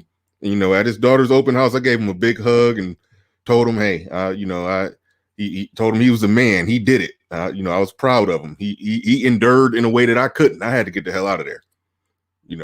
So in a sense, men do salute other men if they, fight for that marriage and keep it, for the sake of the children. So that's that part right there. I felt like he was throwing out some bullshit, because there are plenty of men fighting for their fighting for their marriages, their family, trying to make the shit work against all odds. So that part right there I thought was bullshit. But your broader analysis of those types of men that women go for, you connected it to Atara Dallas, just trying to get one of them fine nuggets to act right for 90 days. I mean, yeah, I'm with you on that. I'm with you on that. I speak all the time about those average women who, yes. Yeah, I was about to say, Bernie, not to cut you off. I was thinking, just as you was about to bring it up, you talk about this all the time, and I'm going to let you go ahead and take it from there. But you talk about this. There's 2 types of dudes in broad terms. We all know that there's a lot of in between and all that. But in broad terms, Black women know that they're good brothers that they can get with. They know that. Oh, see the conceit, see the delusion. Mm-hmm. That Black women don't know what these good brothers. That's bullshit. Right. And that's the reason why I called out Atara Dallas. She put it right there on the Facebook. You saw it. The guys that I love versus the guys that love me. One guy on one side, one guy on the other in the picture there. Black women know who they are. They're just not interested in them. That's okay. What I'm saying is, it's really time for y'all to stand in your truth. You like a guy that looks a certain way, that has a certain affect, that lives a certain type of lifestyle. That means you accept all that comes with it. All his, and I'm using the Tara's words now, his 50,000 bitches. Okay? Yeah. You accept him not hitting on shit. You got to accept all of that. That's what comes with the deal. That's what comes with the deal. Didn't your guy oh, go ahead. Now I was about to say, what's funny to me is that Black women are turning to the very guys. Yeah, I'll say it, Derek. They're turning to the very guys who put them in this position to begin with, to get them out of this position. That's like an alcoholic asking a bartender to help them get over alcoholism. Yeah. Yeah. You're saying this guy? I got so much respect for Atara is she's an addict. She knows she's an addict, and she has no intention of stopping. She's deep in her addiction, and she ain't ever going to stop. I got nothing but respect for that. Because how many addicts are going to admit before the world that they're an addict? Yeah. She just want the alcohol to not come with a hangover. That's all she's saying. Can I drink a fifth and pass out on the pavement and just wake up without a hangover? Just please. Can I just not wake up in a pool of my own vomit? Please. That's all she asking right there. I'm not going to stop the drinking. I'm not going to stop. I just would like to wake up without a headache, without a hangover, without vomit on my shirt. That's all I want. That's literally what she was saying. What she was saying. Can a fine nigga act right for 90 days? Yep. That's what she was saying. And my position is, hey, look, it's a free country. If you want to do that, there was a movie that came out about this, Leaving Las Vegas, years ago. What's his name? Nicolas Cage picture. And look, if you want to be an addict, if you want to be a drunk, you want to be punch drunk over these guys, hey, go for it. But just understand what comes with it and shut the fuck up. That's all I'm saying. See, to me, what Derek is saying ain't wrong. It's just, ladies, you expect him to straighten this out? Really? You just heard the man contradict himself in his own video in the space of less than 5 minutes. Complete with the eye blinking and squinting and fluttering and all the rest of it. Come on, sis. Stop. What's it going to take for you bitches to grow up? I'm talking to the ladies out there, 35, 40, 45, 50. When are you going to grow the fuck up? Really? At what point do you grow the fuck up?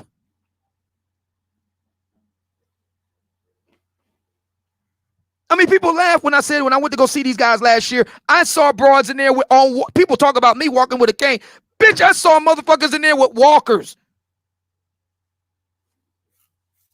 I mean, they were old enough to be this guy's grandma. Are you fucking kidding me? Do you realize how fucking pathetic you look, ladies? Do you even look at yourself? Do you even listen to yourself? Really?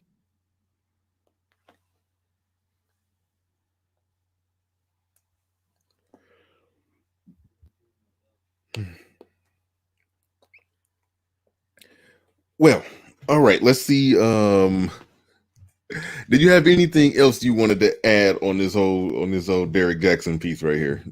Yeah, I mean, the only thing I wanted to add was, and I want to emphasize, is Derek ain't wrong in his major point. Now, he contradicts himself. Mm-hmm. But again, why are you going to a demon expecting to get advice from God? On God? Why? Ladies, why are you expecting to get sanctified by a demon? Hold on. Explain that one, because a lot of people look at Derek Jackson and they say, wait a minute, he's married. He's, so they don't know when you refer to Derek Jackson as one of the select fuckboys that he's talking about, there's some people out there that don't understand how you get in there. So how do you come up with that? How do you draw that conclusion? Number one, you can go again right here on YouTube, July 2019, the Roommates podcast. Derek Jackson gives an extended interview, and he admits in the interview he's a fuckboy. He admits it. Select fuckboy all day, every day. That's number one. Number two, a big part of the draw for a lot of black women in the black love business is basically reformed select fuckboys. Tony Gaskins is one. If I'm not mistaken, Stefan Labossiere would qualify. But Steve Harvey definitely. He's got what, two divorces? No, three. This is fourth wife. Yeah, 3 divorces on record. So I mean, and hold on, and it was rumored and not denied and kind of talked over or talked around the fact that his current wife, he was still married when the two of them started messing around. So yeah, you do with that what you want. But yeah, we know the deal with Steve Harvey. It's not even worth even laying that all the way out. But yeah, that was put out there and not denied by him that his current wife was his side chick, and after the other wife divorced him or however that worked out, he just married the side chick. So yeah, something like that.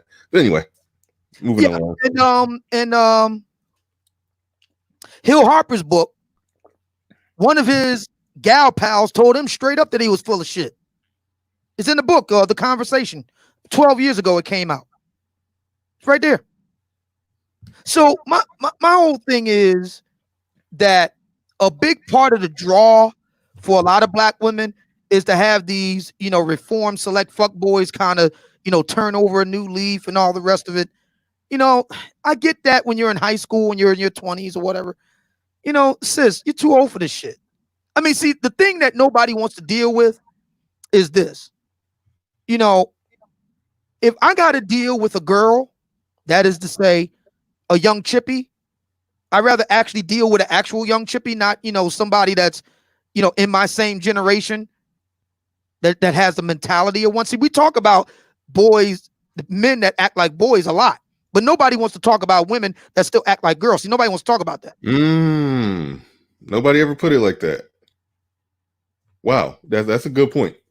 And we don't frame it like that. They do get a pass on that, because if we went through Derek Jackson's catalog right now, we could find an equal opposite of him criticizing a guy who was speaking sort of like how Atara Dallas was talking, how she was talking from a perspective that, you would expect a 19-year-old or early 20s to be talking like that.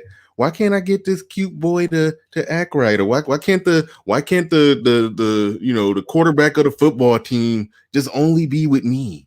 You would expect that from a young lady. You'll expect that. 40 years old, you still trying to figure out why a good-looking, popular guy who got all that going for himself, why has a rotation, and why you're probably just the fourth or third member of the rotation. You can't put two and two together on that and then move accordingly as an adult, understanding that this is what life is. I know your faithful opposition, C Boogie, who talk about men, accepting reality as it is, accepting life on the terms that it's handing out or whatever, however you word it. I don't disagree with him on that point. He's right. But nobody looks at the women and says that, well, you're having that same problem but on steroids right now. Exactly. That's the problem I have with Mr. C Boogie, and for that matter, Mr. Derek Jackson. They're both millennials. That's the problem I have with both of them, is that while they're quick to and let's just be honest here, they want to come after guys like me. That is to say, older Gen X guys. Fair enough. I'm not infallible. I'm no saint. I've never put myself out as a saint. I never said that I was infallible. But see, I noticed that they always gloss over the ladies. I don't. I demand that black women be adults, especially those that are in my cohort. Let's just get right to it, because St. Kevin got a lot of grief last year over this. He made a remark elsewhere here on Black YouTube that he preferred ladies that were younger than him considerably. Mm-hmm. He and I are the same age. We're 51, 52. And he got a lot of flack for that. I'll tell you the reason. Now, my position on that, I'm not as rigid in that respect as Kevin is. See, I don't have a problem dealing with sisters in my age, within a decade of me. I have no problem with that in and of itself. The problem is, well, one of many that I have, is the mentality. Again, I'm on the ground. I was there last year. The majority of the black women that came out to see this guy, Mr. Jackson, they were not young chippies. I saw it with my own eyes. What would you say was the average age? If you 35 and up. Damn. There was, what percentage of women would you say were between 25 and 18? If barely 20%. Barely. Okay. Just eyeballing it. Barely 20%. So it was significantly more 40 plus than what there were. I would say the mean was at least 35, somewhere in there, 34, 35, something like that. And I saw a lot of sisters that were clearly, solidly middle-aged. I saw a lot. That's interesting. And let's look at this big picture. Now, Derek Jackson, he's been doing this thing for a while. So, he's recently turned 30, if I understand it right. That's right. But he had to be about 25 24 when he started. That's So right. think about the overall level of patheticness that it is if we're talking about women that's pushing 40 getting relationship advice from some 24-year-old guy who was single at the time, and by his own admission at that time, he was just during that time he was just going around just sleeping around with a lot of different women. He told his story in one of his Q&As how he after college he said he basically had his whole phase that lasted up damn near into probably into the he posted the picture of that baby and then got a lot of pushback from his fan girls, and he's like, oh shit, I need to hurry up and get married. Yeah. But that aside, basically you got women damn near 40 getting relationship advice from a 24, 25-year-old man whore. Is that like that was what was going on. Now he's married now, so you still don't cut him no slack on that. You still call him a slick fuck boy. I say, hey, he's married. Oh no, I say he's a reformed slick. Okay, all right, yeah. And I don't say that based on my opinion. I say that based on his own words. Because again, I do my research. So again, I'll give you my source. Let's do it again. July 2019, YouTube, the Roommates podcast. Derek Jackson's on for a very rare extended interview. Because there's something else I noticed about Jackson. He doesn't talk for very long, and that's probably a good thing. He only time he will talk for a long time is in the only time he'll talk period is in a safe space. But when he's talking for a long time, it's going to be an interview with little softball questions. They just throwing him little soft underhand pitches, and the bat with the the kid bat that's real wide and made of plastic where you can't miss the ball if you try. Those are the interview situations where he will talk in a long format. Those are the only ones I've ever seen him do that. Yeah. So I mean, as far as I'm concerned, yeah. I mean, the main problem here is you got a lot of black women that are older chronologically, but they still, emotionally stunted. And it really, makes a problem for guys like me, because there are literally millions of brothers like me, single, out here. But you really gonna deal with a black woman that's in her 40s that has the mentality of a 20-year-old, really? Yeah. I mean, if you don't believe that, look at Miss Atara Dallas. She's 40. There are other black women that are in that age range too. I don't want to put no names out because they're listening right now. I don't want to put anybody out there like that.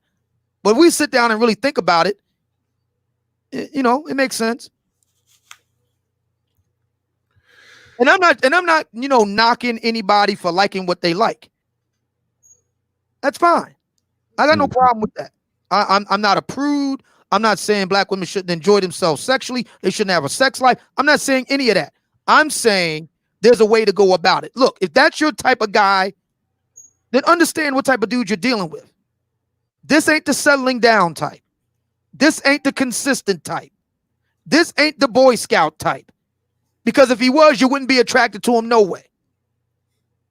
Understand that all it's going to be is some good dick, a great night to remember, end of. Right on. Let's see. I'm looking at this. We got 387 people, nearly 400 people in here. Only got 167 free likes. Let's hit the like button, fellas. I got Mamiya, Obsidian, Ali, and a lot of y'all have came out today. Obsidian predicted when we were emailing, he predicted that this was going to be a really good turnout on this show. So y'all are here. Obsidian is here. Let's hit that like button.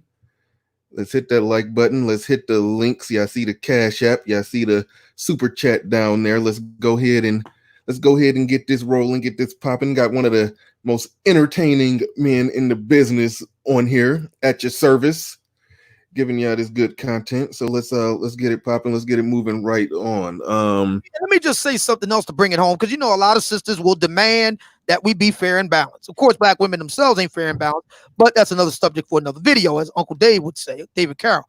Let me just say this. Black men understand, that you can't make a hoe into a housewife, man. Right. Black men understand this.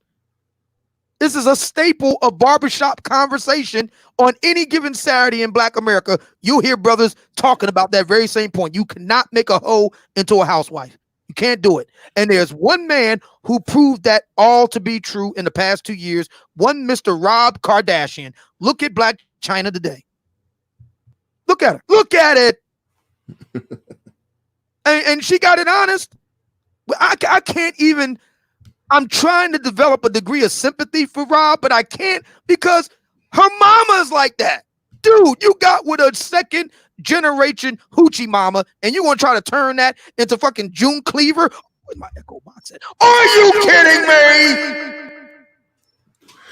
Black Wolf, stop timing out, people. I caught you red-handed this time. That wasn't worthy of timing out. All right. That's just a little banter back and forth between you and Sister George. Let her rock. She ain't said nothing crazy that we need to be policing. I don't know what you're talking about. She said, are they talking about me? I mean, are we talking about her? Maybe the shoe fit on something that we said. But yeah, she didn't say nothing worthy of getting timed out. And she told you to kiss her ass. If you want to delete that, okay, fine. But don't time her out. She can continue to talk after you kiss her ass or whatever, however y'all work that out. All right. So yeah, like I was saying, I black men understand that. You can't make a hoe into a housewife. That's the reason why dudes who go the Rob Kardashian route, they get clowned so viciously on social media because, dude, you ought to know, and you like 20-something, 30-something, 40, dude, you can't make a hoe into a housewife. All you can do is have fun with her. You do your thing, and that's it. That's it. No hanging out. No talk of a relationship. Damn sure no talk of getting married. That's the reason why Central Park jogger guy. That's the reason why he's getting clowned. You can't take these broads and rehabilitate them. You gonna housebreak them. And these are old broads at that. The one he got with, her name Delicious, right? I think she's like 40 years old. You can't housebreak them broads, man. Oh yeah, you know what? We didn't play the video on how she was being disrespectful to him on camera. It was kind of bad. We're gonna revisit that. That's gonna be another show. We're gonna break that one out. Yeah, I'll send it to you. I'm just mentioning that because I know that there's sisters out there that saying, we going in on black women, hate black women, blah blah blah. Look, black men know and understand. You cannot make a hoe into a housewife. She ain't that. She ain't never gonna be that. And if you try to do it, all you're going to get, like Yoda said to Obi-Wan Kenobi, if you go looking in there, only trouble and pain you will find. That's it. All you got to do is just do what you got to do with her. You might break her off a couple dollars or whatever. Fine. And that's it. That's it. But see, with sisters, they think and they hoping and wishing and praying they can get this brother to act right. And it never works. It never. You heard of Tara Dallas. You heard what she said? She's going to fuck around and die alone because she's addicted to that big juicy cow. And there's a lot of sisters in that same boat. And these broads are like 40 years old, 45. Come on, man. Really? I'd like to thank the few people. It looked like the likes just went up 30. So I'd like to thank everybody who did hit the like. If you still haven't done it, you still can go ahead and do that. Like I said, Complex says, like I said, low intelligence level.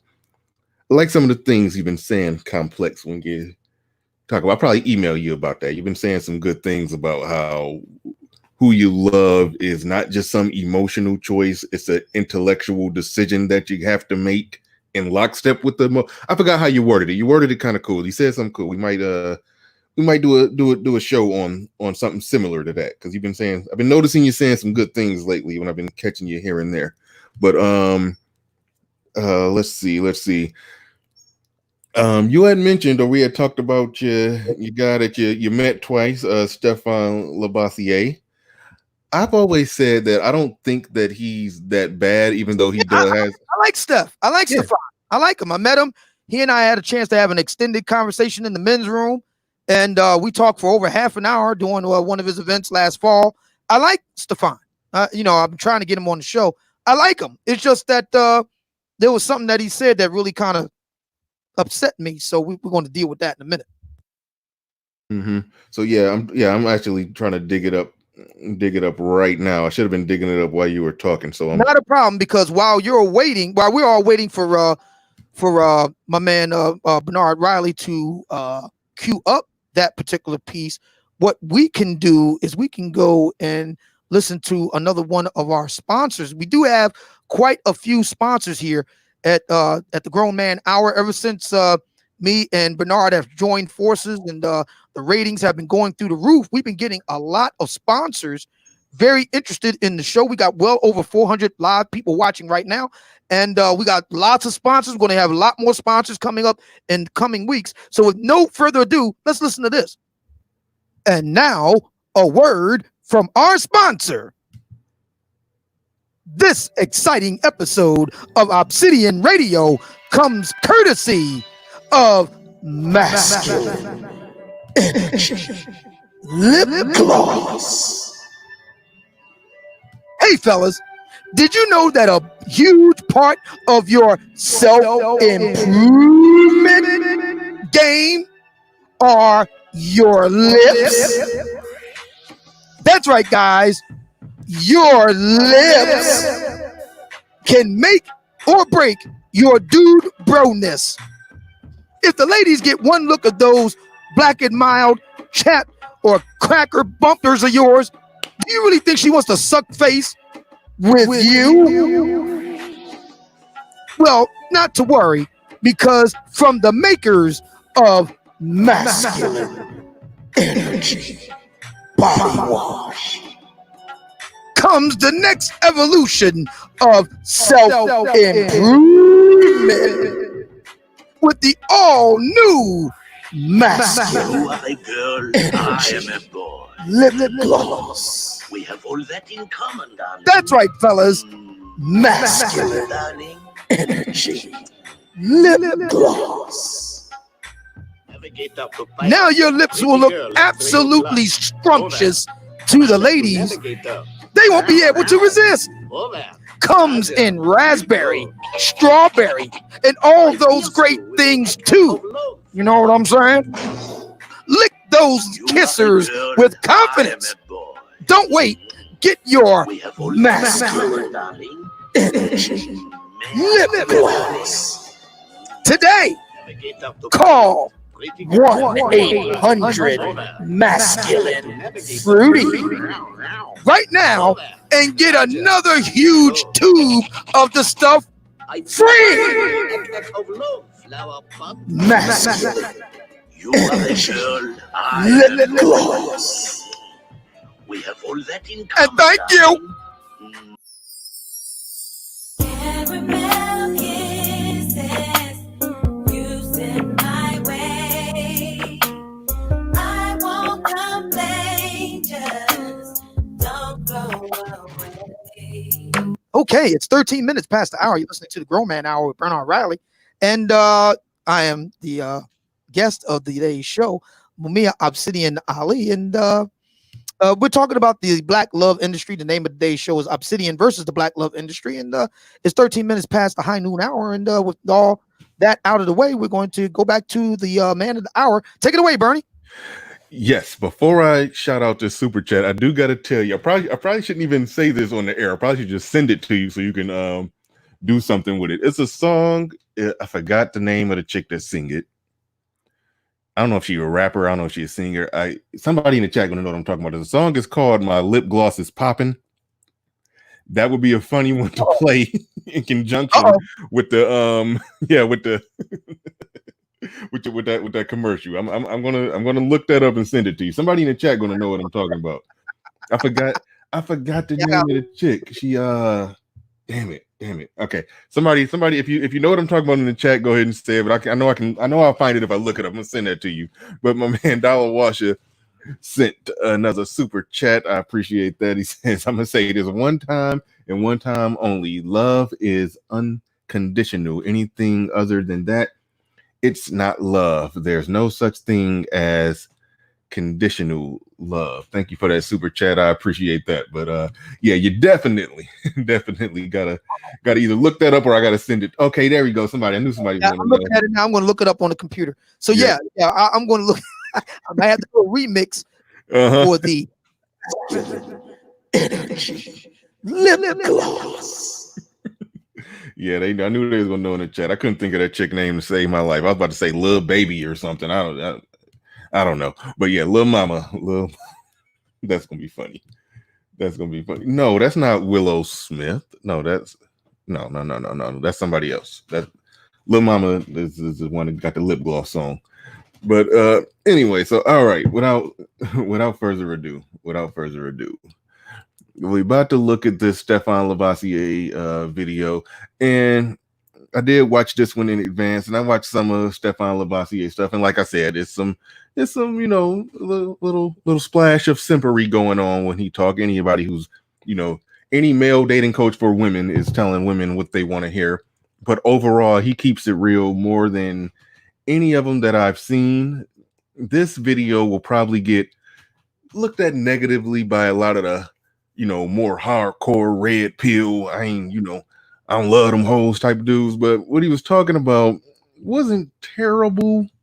So I'm interested, just like the last one, I'm interested to see what direction Obsidian is going to go with this one, because I do feel like, and I've said this before, if you're in a relationship where there's good reciprocity, there's really not you doing nice things for her, you showing her love and affection. If it's true reciprocity, or as Obsidian says, fair exchange is no robbery, so to speak. If it's something like that going on in a relationship, yeah, it's nothing wrong with, because if the video is titled, you need to give her this kind of intimacy. There's nothing wrong with that. If you're getting what you need from her, there's nothing wrong with giving her what she needs. But there is some assumptions that's made by him. I shouldn't even say assumptions. It's some pandering ideas that are made by him, but overall not terrible. This one is. But without further ado, I'm going to play the video, going to let it roll. Well, let me ask Obsidian, because you suggested this one. So do you want to let this play 7 minutes all the way through, or you want to stop it? Let it play, because I believe in letting people have their say uninterrupted. That way nobody can say that we took everything out of context or anything like that. Let it play, and then we'll come back and have some commentary on it. Fair use. Go right ahead. All right. I think also, and I have to say this specific to the men right now, we have to be mindful of non-sexual intimacy. Okay, so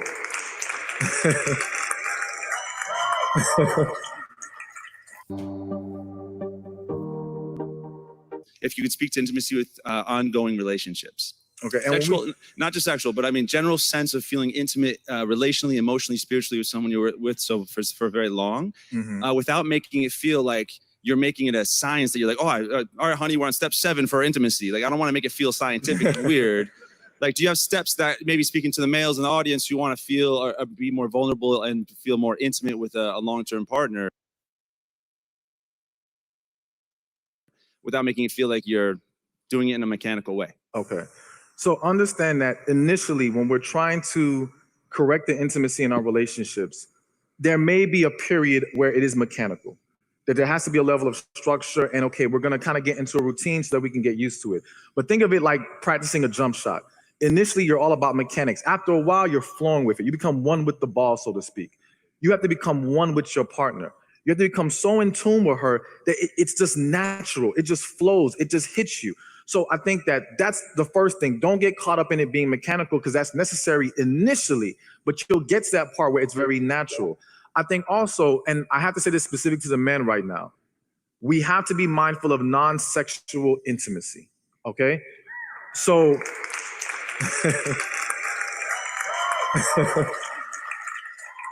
and again, we can lose sight of that, but the reality is that you never want your wife, your partner, to feel like the only time you want to touch her is when you want sex, because now she feels like she's just a piece of meat to you, an interchangeable sex piece, okay? So for the men in the room, what does non-sexual intimacy look like? Non-sexual intimacy. Well, first let me give this quick story. I just have to give this story. So I had a couple once that I was counseling, and The wife was like, he never spends time with me. He doesn't talk to me. I just want him to watch TV with me. And I said, okay, I'm going to talk to your husband. We're going to get this straightened out. So I tell him, like, listen, she says she wants you to talk to her, watch TV with her, so on and so forth. He said, okay, cool. I got this. I'll let you know what happens. A week later, I said, what happened? He said, I watched TV with her and she's still not happy. And so I asked her, I said, well, what happened? She said, yeah, he watched TV with me, but he was on this side of the couch and I was on that side of the couch. So what I want both sides to gain from that is, one, as men, non-sexual intimacy, being affectionate, talking, spending time with her, whether that's watch her favorite show with her, whether that's holding her hand. And of course, that depends on your specific partner, what's important to her. So figure out what she needs from you. But on the other side, women, be more specific with your partner. Because, all right, that man heard watch TV with you. He watched some damn TV. Like, he was like, what's going on here? I did my part. You can't just say to a man, spend more time with me. I want to hear from, no, what does that look like? What exactly would you like to see implemented more? And there's nothing wrong with giving your partner those directions. The man who loves you will do it if he just knew what it was. Why do women not want to communicate what they really want?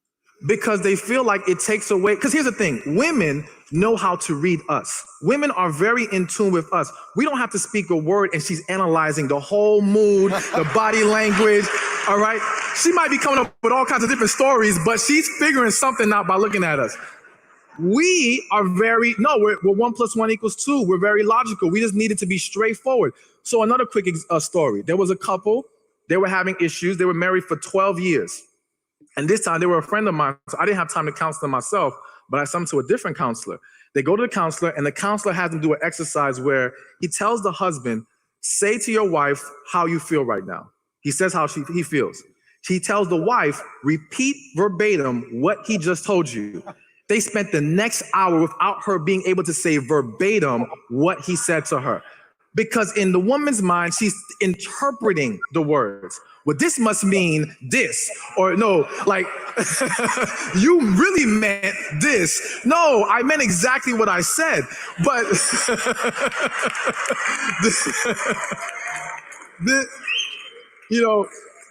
this is part of the disconnect between men and women, but I think on both sides, as men, we have to be willing to be more in tune. And yes, we do have to read our partner. If our partner says, there's nothing wrong with me right now, but you know her mood is telling you there's something wrong, then say to her, you know what, baby, I understand. When you're ready to talk about this, I'm here for you.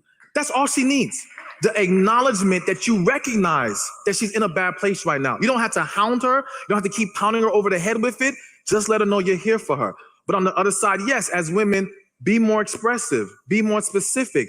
This will help close the communication gap between men and women when we start to understand that, yes, we talk differently a lot of times. And that's the reason why we have a lot of these disconnects. But to get back to the intimacy real quick, the other thing that I want to mention is, again, so non-sexual intimacy, we have to nurture that. And we have to spend quality time with our partner outside of the bedroom, because the connection outside the bedroom can dictate the connection inside the bedroom. And when the woman feels more valued and safe in the relationship, she is willing to open up more in the bedroom for you. So a lot of times men are trying to get that woman to do what he wants, but it's like you're missing the mark, because outside the relationship, she doesn't feel like you have her best interests at heart. She doesn't feel safe. She doesn't feel like you're there for her. There's other issues that need to be addressed first. But I also think, again, communicating, being honest. We have to create environments in our relationships where we can constructively criticize each other. All right. We have this problem with being not brutally honest, but just being honest with our partners about what we need, what we like, what we don't like, without being offended by it. How do we communicate without being hurt or being hurt by the other person communicating? So again, not to sound like a broken record, healing is the first step, because a lot of times our inability to handle constructive criticism stems from things in our childhood and how we've been talked to before in our past relationships. So now we're triggered by the criticism. And again, we take it as a negative thing, not understanding this is an opportunity to grow with my partner. Criticism is good. If I know what you don't like, I can make it better.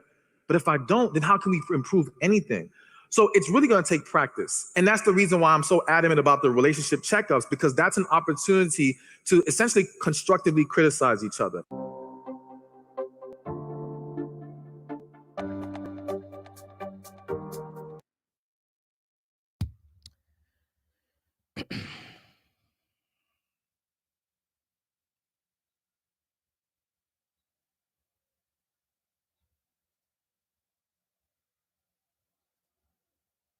Bernie, are you there? Yeah, I was talking on mute for like 10 seconds there. So yeah, I'm back.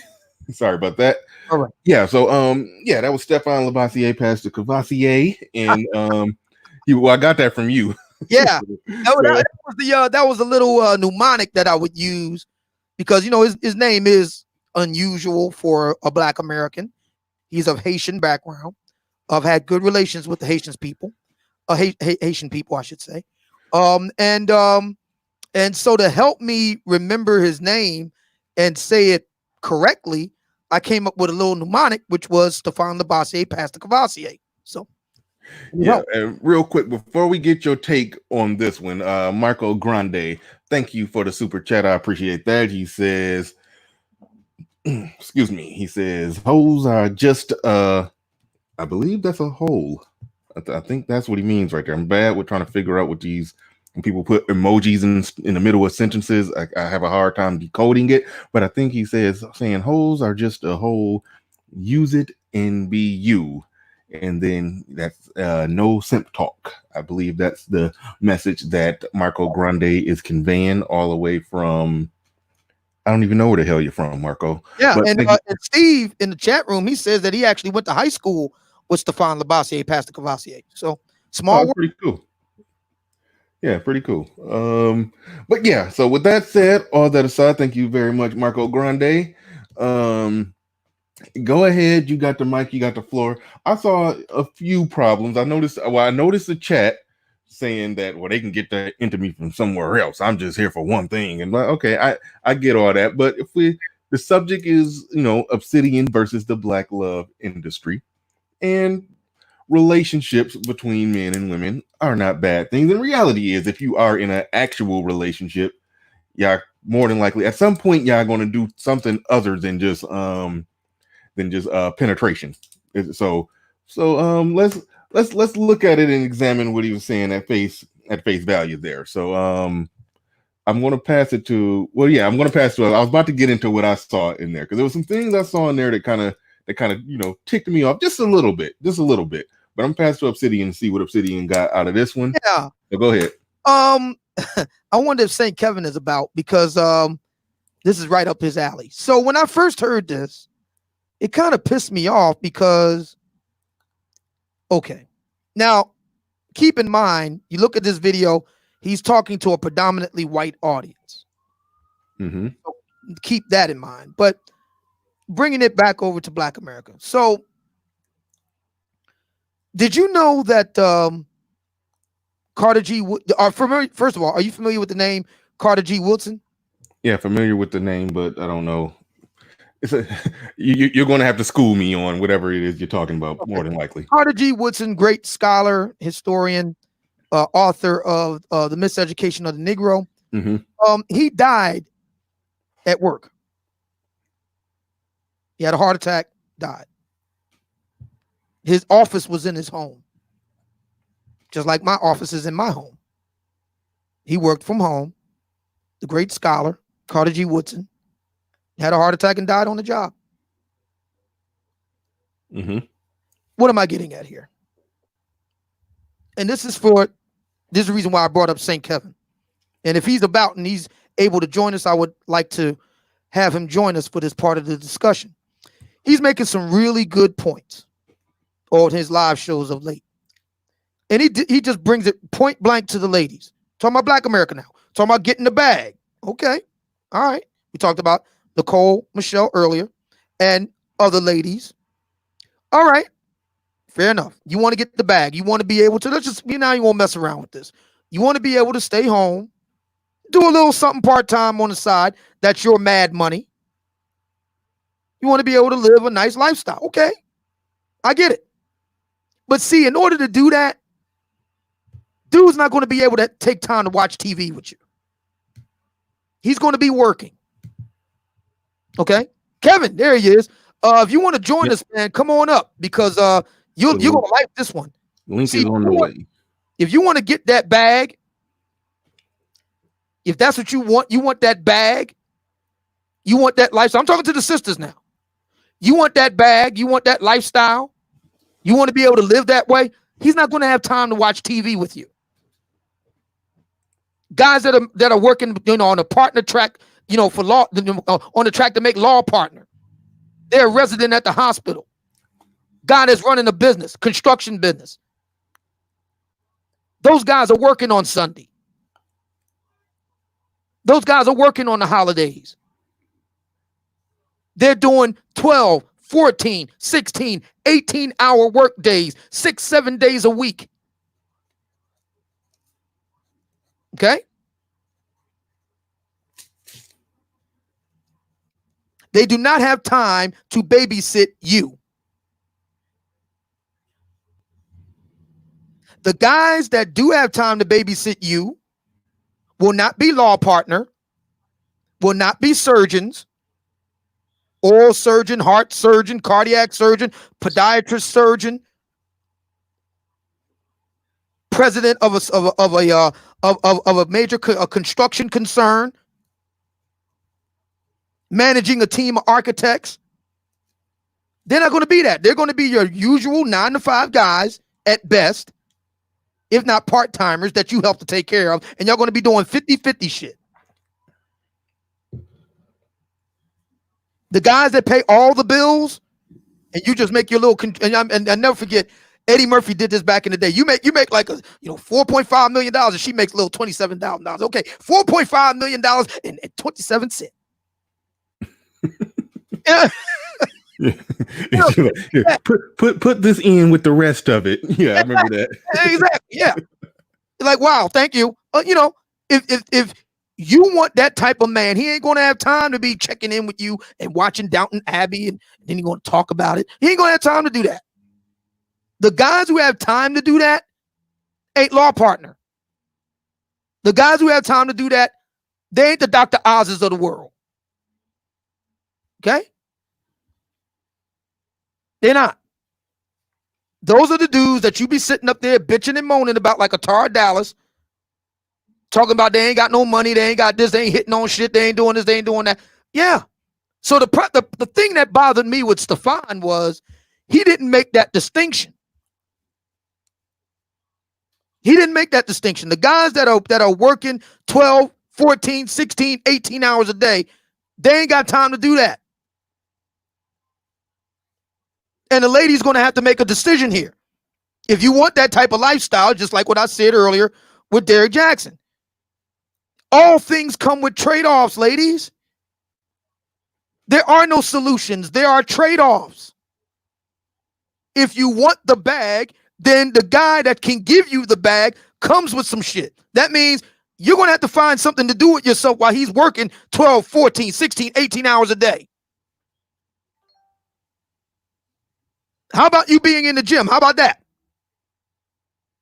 How about you working on your appearance? How about that? How about you having a little part-time gig or something that you do to occupy your time? How about you volunteer with the social club ladies and do something with that? You're going to have to figure out what you're going to do with yourself while he's out there working to give you the kind of lifestyle that you want. So you're saying she could be jogging, doing yoga, all kinds of things she could be doing during that time when she's complaining that he's not there. Yeah. Yeah. And when he gets home, he ain't going to be interested in watching Downton Abbey or whatever else that you want to watch, Housewives or Ratchet or whatever it is that you want to. He don't want to look at that. I'm going to tell you what he wants. He wants some fucking quiet. He wants something to eat, and he wants you to suck his dick and shut the fuck up. That's the truth. Shout out to the great poet and philosopher Chris Rock. He said, men want food, sex, and silence. Feed me, fuck me, shut the fuck up. That's why Chris Rock said it. Couldn't have said it better. Great Britain came through the super chat. I'd like to thank you very much for that. He said, work like a slave and eat like a king. Mr. Shane Vitches came through with a super chat. He says, fellas, stop allowing these daggles to play both sides. They want to be strong and independent feminists. Then they want to be stay-at-home wives. A lot of that going on. That's true. And that's the reason why I said that we got to get St. Kevin in here, because he just talked about this just the other day. And he's right. Look, you can't have it both ways. There are trade-offs here. You got to decide what you want. If you want a brother that can give you the bag, guess what? He's going to be working 12, 14, 16, 18 hours a day, 6 days a week. We men understand something. I want you to hear this and hear this well, ladies. Write it down. We men understand that we are to work until we're dead. That's the reason why I brought up the late, great Carter G. Woodson. He died on the job. I have no illusions about the fact that I'm going to die on the job. I'm probably going to die doing a podcast or some shit like that. Yep. I'm going to die on the job. If you're lucky, you will. Yeah, exactly. And hopefully it'll be like a big, massive heart attack, some shit like that. I won't be lingering and suffering. It'll be quick. I understand that I'm going to die on the job. Men who are about something understand they're going to die on the job. Mm-hmm. We are to work every day until we're dead. So, if the least do is shut the fuck up, be cooperative, and do something with yourself while we're trying to get you the bag. Now, if you want a soft, sensitive guy, he's going to be less successful, make less money, be less driven, and y'all be paying, 50-50 on shit. Those are your choices. Am I wrong, St. Kevin? No. Hey, Bernard. Hey, what's going on, Kevin? How are you? Oh, y'all gonna love the show I do today. It's about blue collar, man. About blue collar. You're gonna love this one. Yeah. One of the myths I've kind of stumbled into that who mentioned the fact that women don't listen to what you say, they interpret what they think they hear you saying. Yeah, that was Stefan Lavoisier was just explaining that in the video leading up to it. He was just saying that as well. So yeah. So I'm gonna build on that point. Also, women, they say what they want, ideally, but they never put any details to it. So that's what I've been doing over the last couple of weeks. I've been putting details to, okay, so you want this stay-at-home lifestyle. You don't want to stay at home and live in an apartment. You know, you want to live in a nice suburban home and this. And I said, you know how kind of money that takes? And that's why women have been like coming out of the woodwork, because for the first time they've heard somebody actually say it directly and say, well, then all things being equal, what are you doing to get that? And when I talk about either you're going, if that's what you say you want, then you better get on the ball. And if not, you will die by yourself. And that die by yourself line, it cuts. Because men expect to die. We have a better sense of our mortality than women, because we're always working. And we know that if we're working, especially to achieve anything, I mean, be one of these top men, yeah, you're going to die at work. If you're lucky. Lucky men die at work. Unlucky men, like you say, linger and all that other shit. Most highly driven, successful, determined men don't want to be at home. We want to be in the battle. And these ladies have to understand that these men are not the men who go to the PTA and, you know, go watch this. You're barely trying to get up time to go see your kids' recital, because it takes something to run this whole thing called life. And I think it's kind of interesting that also a lot of women are finding out that when you hear how much men have to really, really work, they're starting to feel some kind of way because they know they just want to really sit at home and do nothing. These women don't, like, for the women who I'm talking about, I said, you want this man who's doing all this stuff.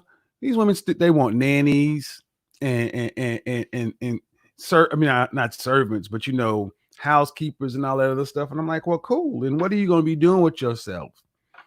And at the end of the day, whatever your situation is, you work out with a man, it's going to come down to, it's going to be on his terms. It's going to be on his terms, and you're going to be on his team, because if you are lucky enough to be able to work that kind of situation out, understand something, that women want guys like that. And you're lucky to have one. Kevin, here's one for you. You'll like this. Miss Butterfinger says, wow, but she is supposed to be there whenever you want her to bust it open for you. We all make time for what we want. Nobody works 24 hours a day. You know what? I'm not even going to respond to that. I'm just going to put that right in your lap, St. Kevin. You got it. Let me be clear. I want her to put it up and bust it open. Yeah, that's the least she can do. Or I tell you what, Miss Butterfinger, any woman with a name like Butterfingers, it's got to be good, right? Yeah, y'all ain't old enough to remember that. Well, here's your option, Miss Butterfingers. You can go ahead and get up at 5:30 in the morning or 6. Get out and get yourself together. Get in the commute. Get in the car. Commute to work. 30 minutes to an hour. Struggle to make it up the ladder, and work for the next 40 years until you die. Or you can shut the fuck up and fuck your man on demand. Which would you prefer? See, only black women try to change something that's really, really simple and should be enjoyable into a chore. You want credit for doing easy shit. So do it the hard way. Take your degree or whatever else you think that's so important. Get out there and compete and see if that brings you any kind of modicum of satisfaction or enjoyment. You want it to be easy. The men you want don't have it easy. And this is why you see your white counterparts running 30 days after they had a baby, pushing a carriage with one on the back, one in the carriage, and one hanging from them, because they're working to keep their men. Yep. Real quick before I pass it to Obsidian, Tank Johnson, thank you for coming through with that super chat. He says Obsidian is speaking truth. As men, we're not able to look forward to someone taking care of us. Thank you, Tank Johnson, for the super chat. Also, Smooth Vision Media says Obsidian just explained why my marriage failed. Damn. Goddamn. Marco Grande came through with another super chat. Thanks, I appreciate that. He says, don't think about hoes. Use as needed like TP for toilet paper for shit. All right, got you. Okay. Goddamn. All right. Thank you, good brothers, for those super chats. Yeah. And I'm gonna pass it to Obsidian. Go ahead. Yeah, no, I just wanted to pass it back to St. Kevin because Miss Butterfinger, she's going to respond. She says, no, I haven't, because I work and don't expect a man to solely take care of me. Again, I'm not even going to comment. I'll just pass it off to St. Kevin. Well, again, black women, for this, like this woman who applied, get upset. This is why I don't deal with older black women. This is why they stay exactly where they are, because they have screwed their lives up and they want somebody to go set the clock back. You can't. Let me explain something. There's a brother named Craig 6T. He came up with a theory. He said that I have theories about what this occurs. I believe that women over time, when she invests more and more of her time, energy into gaining a PhD or career, these two things become what she calls a masculine love object. Okay, the energy that she would have invested in a man is now invested in identifying with her degree and or career. This is why so many women are proud of their job, their careers, and their degrees, and are living as a single woman. In other words, a transference is taking place. So yeah, you got your job, Miss Butterfinger, but you're in a man's space on a Friday morning debating with men. What does your husband think about this, ma'am? Uh-oh. And see, that should not be an insult, okay? That shouldn't be an insult. But it is to a lot of women, especially women like this, because they are woefully, chronically single. And they come to spaces like this to try to get some sort of masculine energy drink. Did he just say energy? They do. They come here to try to get some sort of masculine energy because they know they've screwed their lives up. And they're not willing to say, I screwed my life up, and what can I do to try to fix it at this point? I mean, they're going all in on the BFF, and all I'm doing is bringing it to light from my little side of the view, and it pisses them off. These are the women of our generation. Because here's what I find. If anybody's been listening to my show, you don't get this from women under 30. This is an over 30-year-old woman. That's what you get, an over 30-year-old one, closer to probably 40. Yeah, and I'll just go ahead. And by the way, Miss Butterfinger, wow, what a choice of words. I would suggest that you might want to eat a few less Butterfingers, you're quite plump there. Oh no. And Oh no. she's quite the plump lady. And let me just say this. I agree with St. Kevin. Again, I'm not as stringent as he is in terms of, you know, the age range that I'm willing to deal with a lady, but I completely understand what he's saying. Look, if I got to go through a bunch of rigmarole with a woman, I might as well do it with a younger woman than an older one. Why do you want old eggs, Obsidian? I don't want old eggs. If you watch that show where that woman her eggs were old, she lost her fucking mind. Nobody got no time for no bird pie. Ain't nobody got no time for that. See, I'm gonna be okay. You call yourself Butterfingers, and you have the 1990s short hair. Just what I see. I mean, you're asking for it. And here's the thing: the sad thing is, far too many of our black women, they want the conflict. This shit turns them on.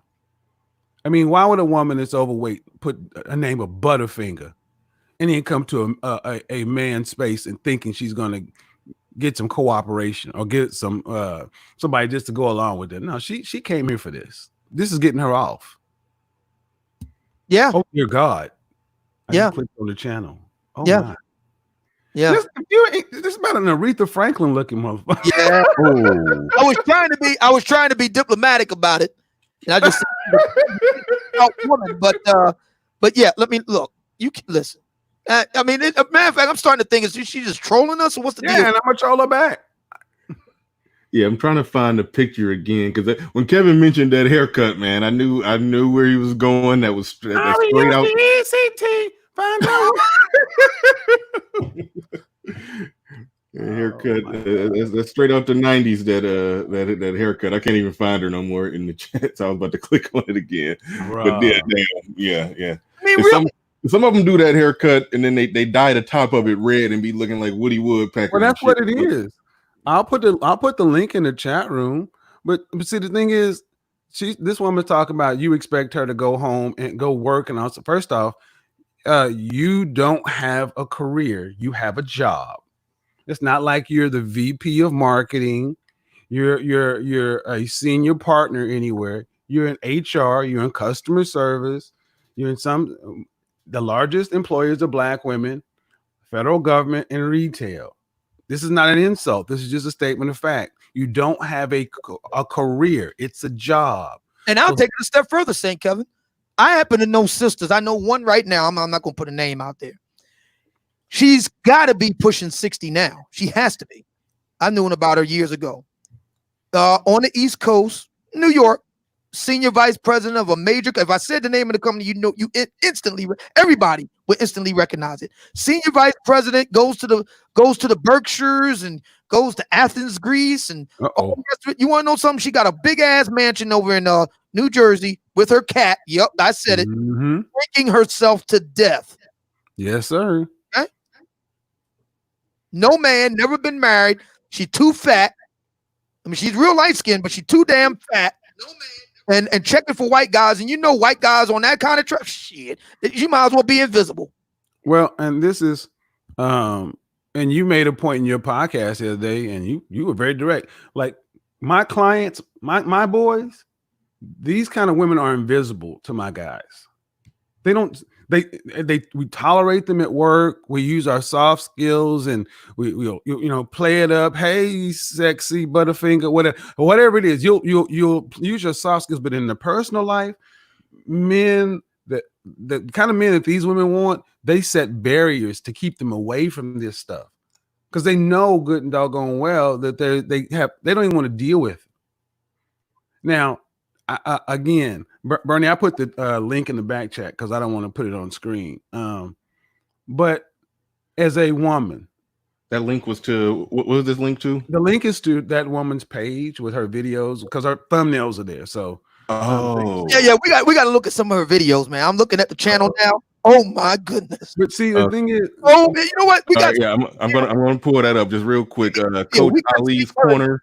Coach Ali's Corner, thank you very much for that. And Marco Grande just dropped another super chat. He says, my motto, undefeated 18 to 24, usable hoes, life 20. Oh, my goodness. And I was today, 25 plus expired. I would say a little highlight of today's show. Yeah.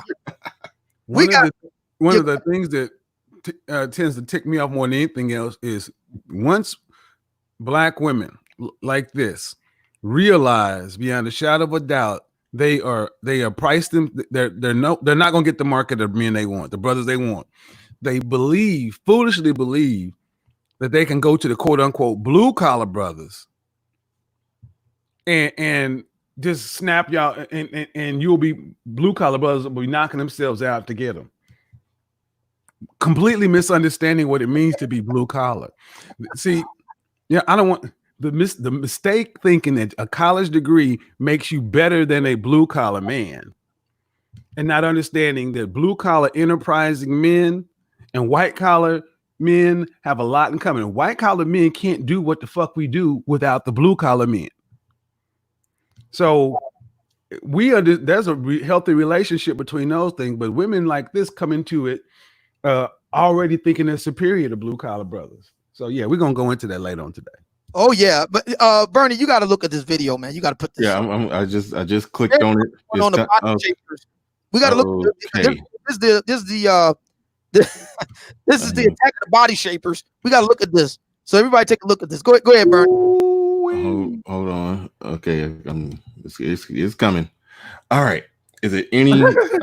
I think y'all can see the screen now. Is it any particular video that you want me to click on? Yeah, let's look at the attack of the body shapers. Let's look at the very first one there on the left.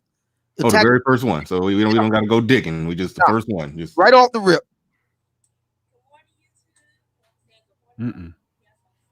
Oh shit, she really does resemble Aretha Franklin. I said so, bro. Hold on. Y'all could hear it, right? Yeah, turn it up.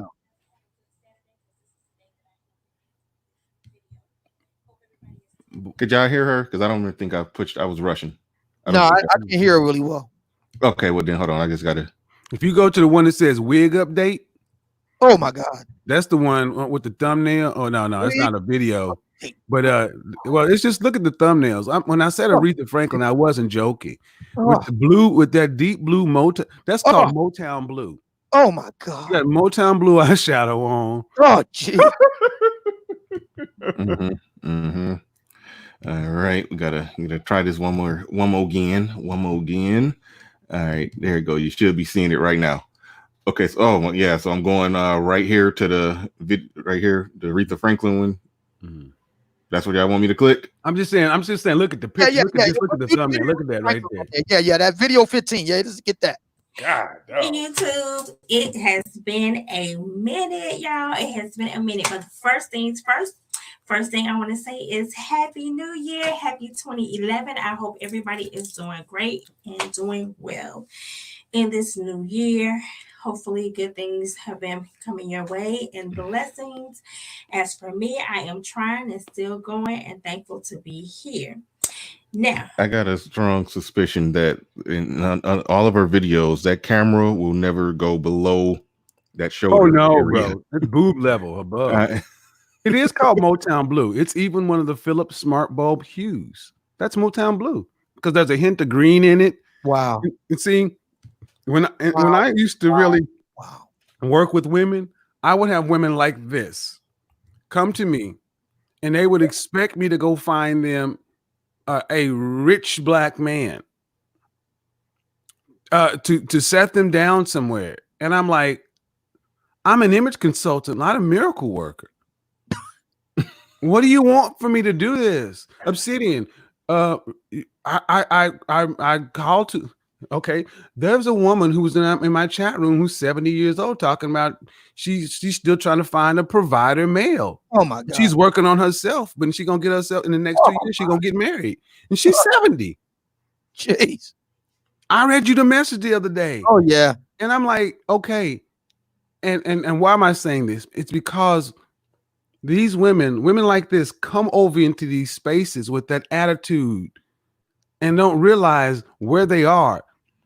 If a man was in this position, he would come over here and he would shut up and listen, take notes, because he would realize these women really, really, truly have been completely absolved from all reality. The delusion is not purposeful. but they really don't understand that they are this far behind. They think it can just happen whenever, just because they choose to. Des I James, kid you thank you guys for that. Wow. She looks like something off of I was watching they're going to be bringing Solo, the Star Wars movie Solo. I refuse to pay for it in the theaters, but since I got Disney Plus, I said, what the hell, I'll watch it when it comes out. So I was watching the trailer for it, and then Han Solo hangs out in bars and dive bars and whatnot. She looks like somebody from a dive bar in Star Wars. So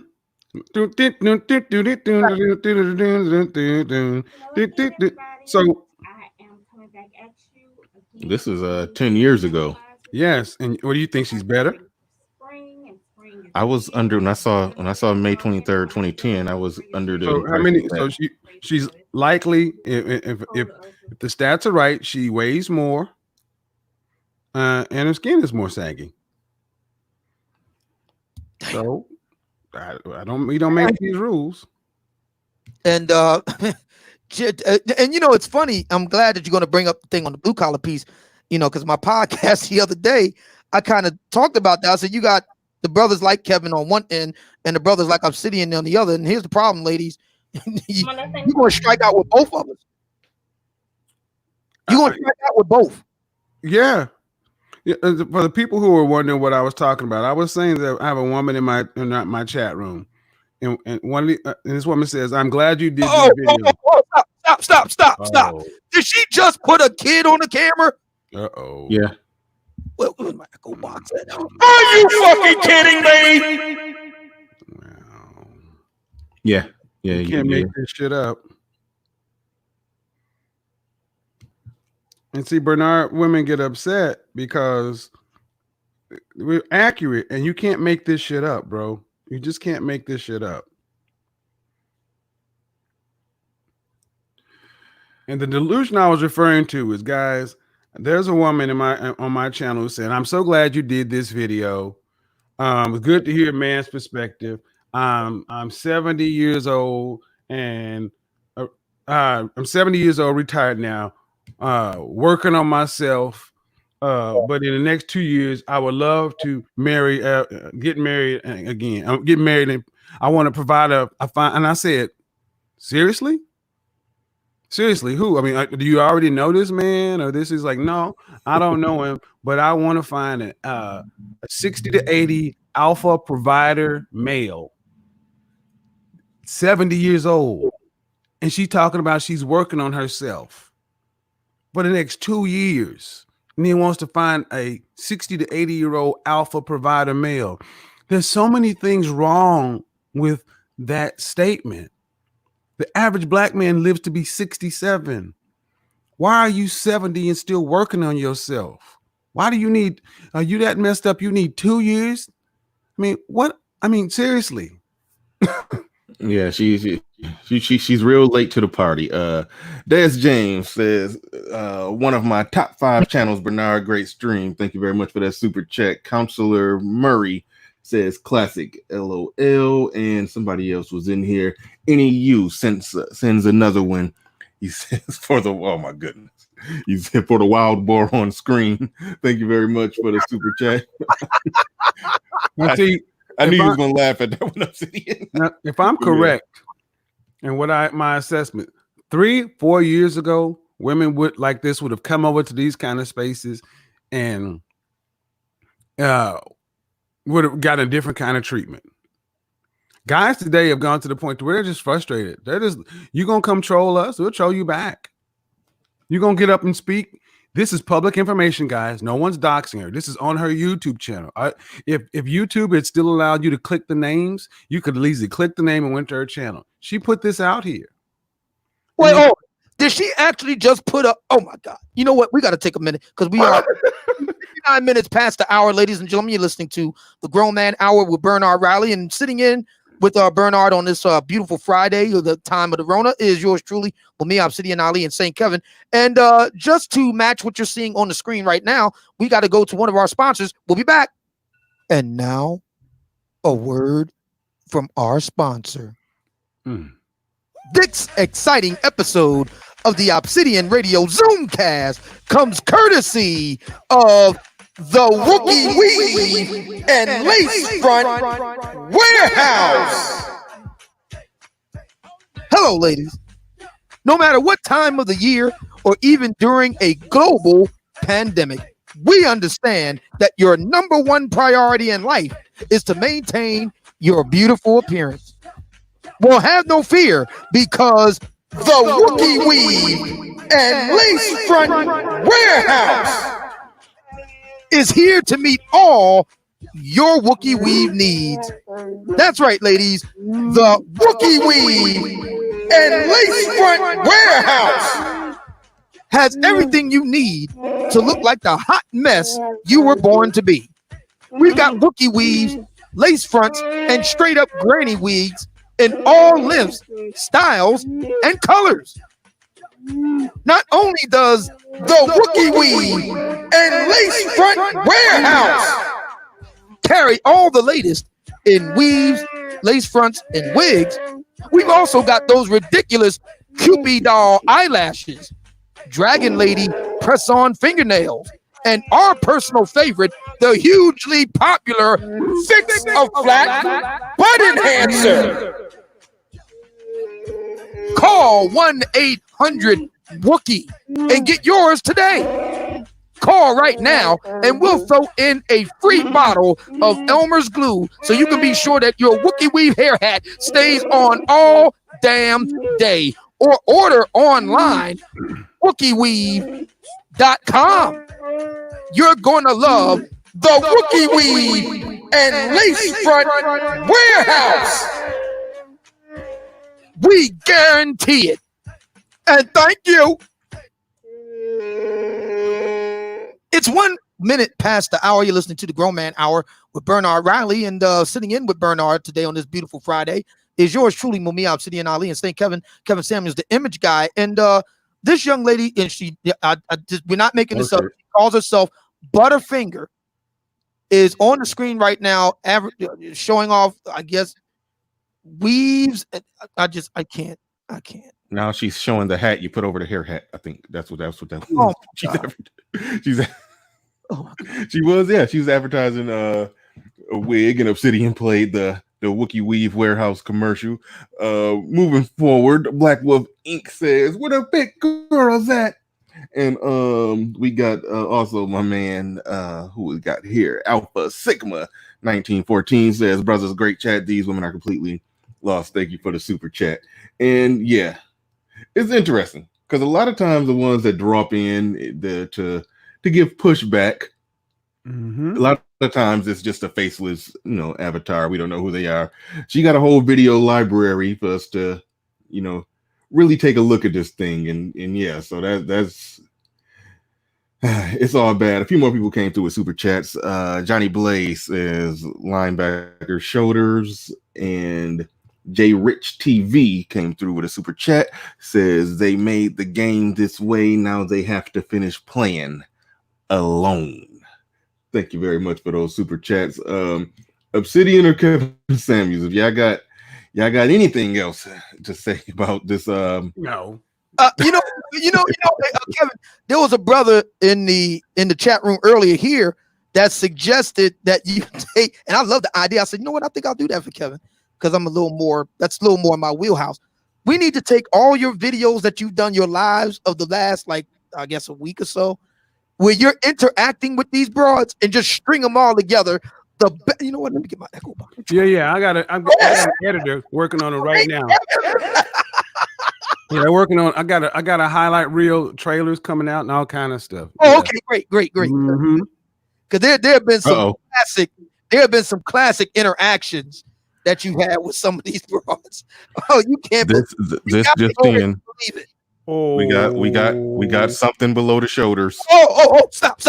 Oh. Roll it back. Did I just see what I just? Yeah, bro. Roll it back, bro. And what's the date on this? 10 years ago. Oh, that's 2010. And she's going. You see what I'm talking about here? Mm-hmm. She's going to actually talk shit. Unfreaking believable. It's one thing if she looked the way she looked and was just quiet and just peaceful and minding her own business, but to come in here talking shit, and there it is. Okay, I'm glad you said that, Bernie, because a lot of people think I just go after women just to be going. That's not true. If you're a sister that you ain't bothering nobody, I'll use the Lizzo argument. Look, I got no problem with Lizzo in the sense that I believe she has a right to make a living. I believe she has a right to, express herself and whatnot. And if people want to pay money to see her do what she does, she's a very ribald woman. She's a very outspoken woman. I got no problem with any of that. But when you go to a place of business that is a family-oriented business, like the forum out there at the Staples Center out there in Los Angeles, you wasn't invited, and you go there and literally show your ass. That's where I draw the line. Okay? If she was giving a concert at the Staples Center and people pay to watch that, I got no problem with that. Right. But she wants to impose herself on everyone else. The late great Kobe Bryant got up with his kids and walked out, and rightfully so. That's the problem I got. And there you go. See, and this is and when women like this come over here and start asking all these questions, I'm like, do you not understand, ma'am?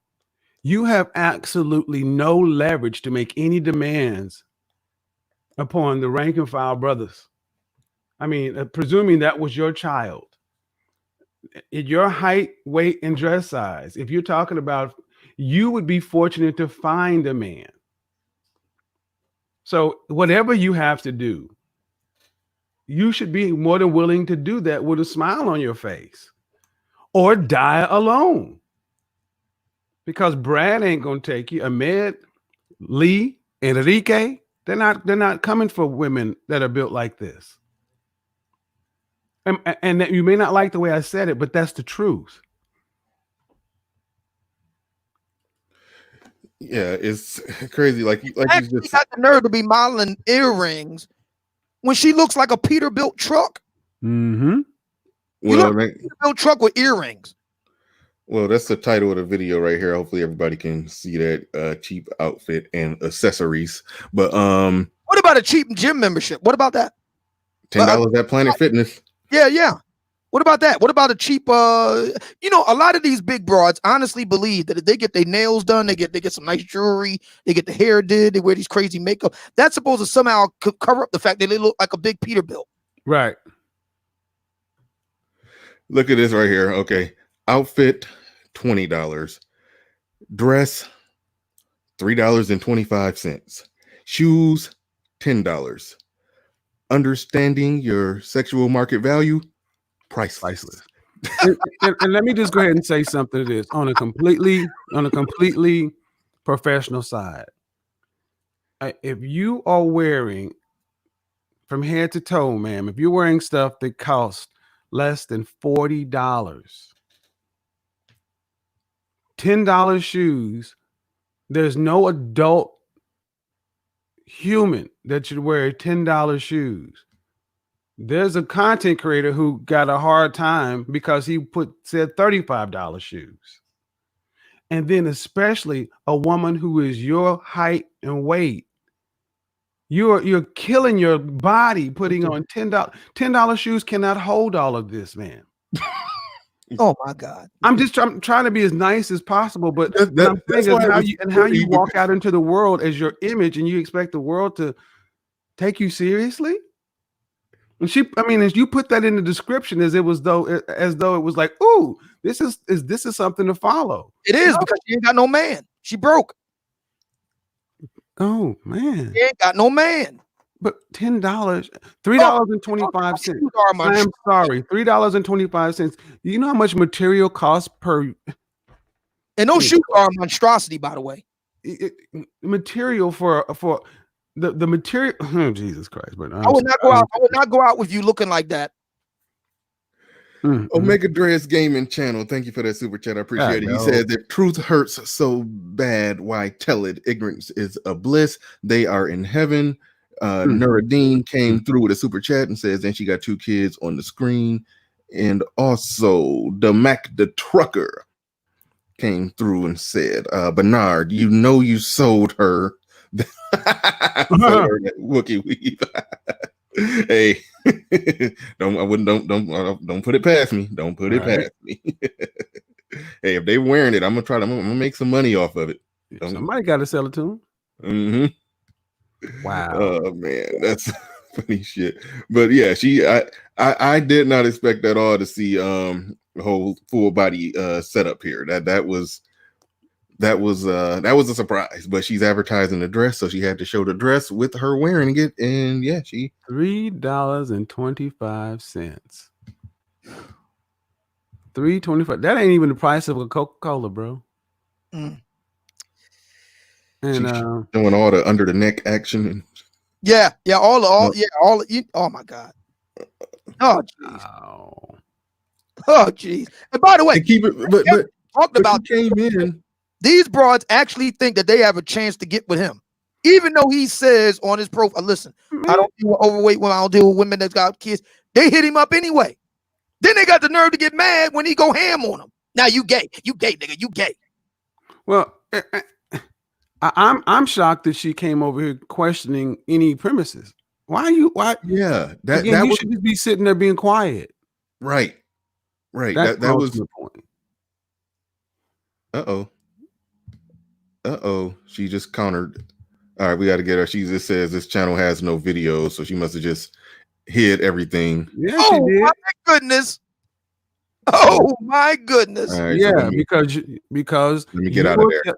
She basically, what happened is you came in here talking in a man's space and somebody actually questioned you. They're not used to being questioned. They're not used to having to stand up under the heat of what they say. And it made no sense. She should have to work. She should have to do this. Lady, you're talking about $3.25 dresses. What do you work? Fuck out of here, man. I got no patience for people like this. You can't make this shit up. That's the reason why I knew when I discovered black female fuckery. I done hit the mother load. Yeah, I gotta cut it out in the chase. Broad looking like it's better than Tony Stark's art reactor. Better. Oh man, he choked me on that one. The killer tomato. Attack of the Killer Tomatoes. Yeah, bro. And she really does. I mean, if she had any acting and singing chops, she could really be in the running to do a biopic of Aretha Franklin, because she does look like a young, little fat Aretha Franklin there. Yeah. Wow. Can't make this shit up. Now, for those that are listening right now and saying, well, here they are once again going in on black women. Okay, tell you what. You get me the live stream where white guys are talking, and in comes the white woman equivalent of Miss Butterfinger talking shit. You go ahead. I'll wait. Go right ahead. Speaking of that, it's something that Game Changer talked about. He said that it's been well known amongst white people that white men, they've always kind of, I didn't understand it when he said it, but they've always kind of shamed and put down and less desirable women. But get this. I watched somebody on Facebook, and I saved it. I had to dig it up because I saved it so I could pull it up someday. They showed, it was like a 14-minute nonstop montage of Al Bundy just talking cash shit, just insulting every unattractive, every overweight woman that came in the shoe store, just putting them down. I mean, it was funny as hell. I mean, I know Married with Children, but yeah, it was interesting how, you know, sort of in their culture, the women that didn't meet the mark, they were shamed, criticized, and humiliated. But it's more of in our culture, definitely in our culture now, that they're all beautiful, you know, they're all queens, they're all this, they're all that, and it's like, and you know, take me as I am. That's a whole aspect of it. So yeah, it's an interesting dynamic. I'm gonna dig that up and send it to you, Obsidian. Yeah, I was just about to ask. And our good friend Faith says, "Shake my head, bullies. We're the bullies now." See, this is the fuckery. We're the bully. She came in here. She wasn't invited. This lady was not invited, talking cash shit, but we're the bullies. You can't make this shit up. Well, here's the thing. So we white men of all stripes. Al Bundy was a shoe salesman, right? That's right. But yet he would go in on fat women and all this other kind of stuff all the time, and it was accepted. It was even a sitcom. A black man can be a millionaire, and you can't say shit about a fat black woman. Nope. Bullshit. You got to start to the point where what is that helping them or hurting them? Exactly. And I was thinking about this, about the CJ King piece, and it. I was like, damn it, why didn't I think of this before? But I'm gonna have to go back and do another podcast. Remember, and we were talking about Nicole Michelle earlier. Remember, Nicole Michelle did a show with Dennis Sperling Esquire, and there was a sister on there arguing him down.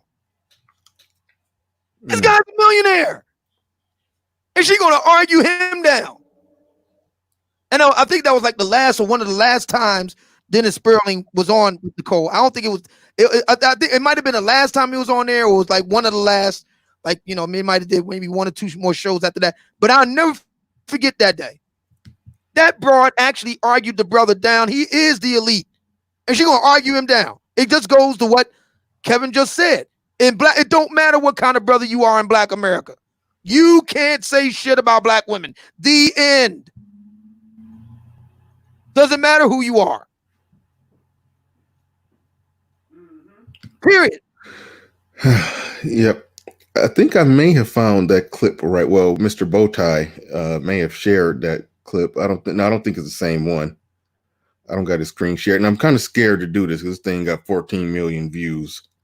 So I'm kind of scared to. I'll just. Okay, I'm gonna play a little piece of it. I'll play a little piece. I'm not doing the whole thing with this one because that's a little too risky. But I'll just throw a little. And I would say this, Bernard, as a new content creator, don't be surprised if you're going to have these female trolls try to come at you because they think you're low hanging fruit or naive as a new content creator. They're going to try to just be on the guard for this shit. That's all I say. Be on guard for this. I know exactly what you're talking about. I know exactly what you're talking about. Thank you, Nuruddin, and somebody else for these super chats. Somebody else sent some, and I missed them. I apologize for that, and they already went up the line, and I missed it. But thank you all very much. But oh yeah, J Rich TV. Yeah, that's it. Oh yeah, that's it. I had that one up. He said they had higher chances of catching Bigfoot. I would like to thank everybody who's contributed to the show financially. Appreciate all that support. And I'm about to very briefly, play this this little clip from Married with Children, very briefly, because I don't trust this. They got 14 million views. They're gonna try to bring the hammer down. They don't want nobody getting none of that money. Is it a video clip? Yes, a video clip on YouTube. Fair use. This is intended. Fair use. Right. Yeah. Fair use.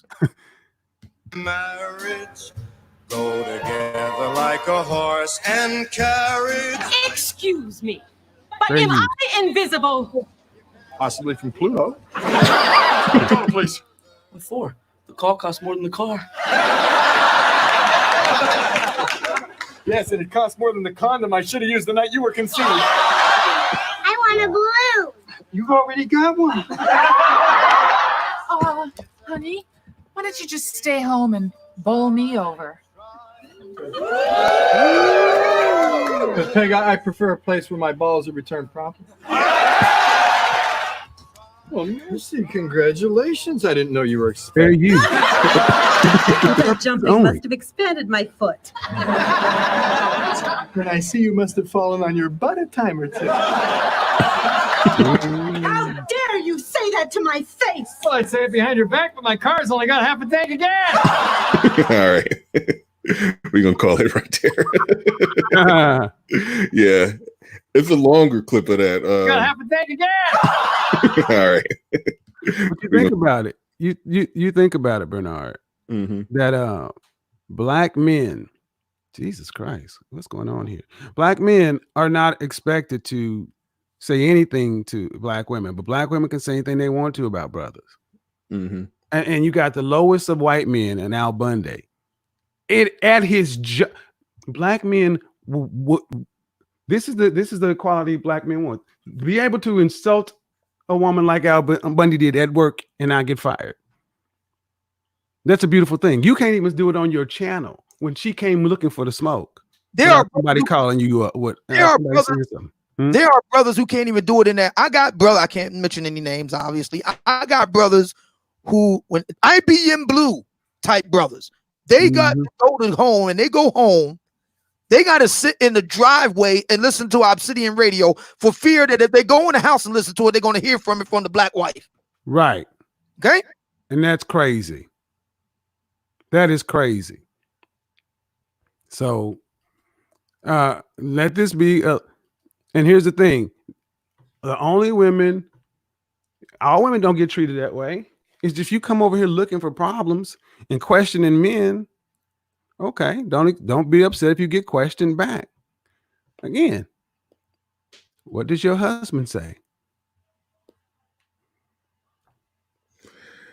Trey the MBD says, I'm waiting for Pro Wax N1s, B1s to explain why thinking black men should get with these obese ABWs, or 80% of them every day this week.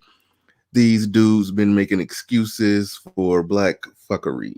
And also, Emin Perry says, yo, they can't make shows like this anymore, just like the Attitude era of WWE. Thank you very much, fellas, for those super chats. Mm-hmm. Yeah. When I heard that, I just felt so bad, because my position is, and going back to what St. Kevin says, he set the tone for this. If you paying Nicole, Michelle, all these people, if you paying all the bill, you should be able to listen to and watch whatever the fuck you want in your own house. How you gonna be a prisoner in your own crib that you pay for? How does that work? Yes, a lot of that going on. I noticed that with it's unfortunate that the culture has changed to the point to where it's even okay. The myth that they try to let the women spin it, they will say the pay the cost to be the boss thing, and they will say that the guys who don't got the respect like that, or they not paying the cost to be the boss. But in my observation, it's plenty of men who are working and who are hard working, who pay all the bills, or the majority of the bills, at least, if not all of them, still dealing with the same shit. But the culture has changed, and so many men have been brainwashed into thinking that that's normal, that the woman is going to be, oh shit, I got background noise. It's come off like that to where it's normal that guy is going to be just constantly in that tap dancing state. And that goes back to what Obsidian really didn't like about that Stephane Lavoisier video, where the guy was just had to be just constant, just coming home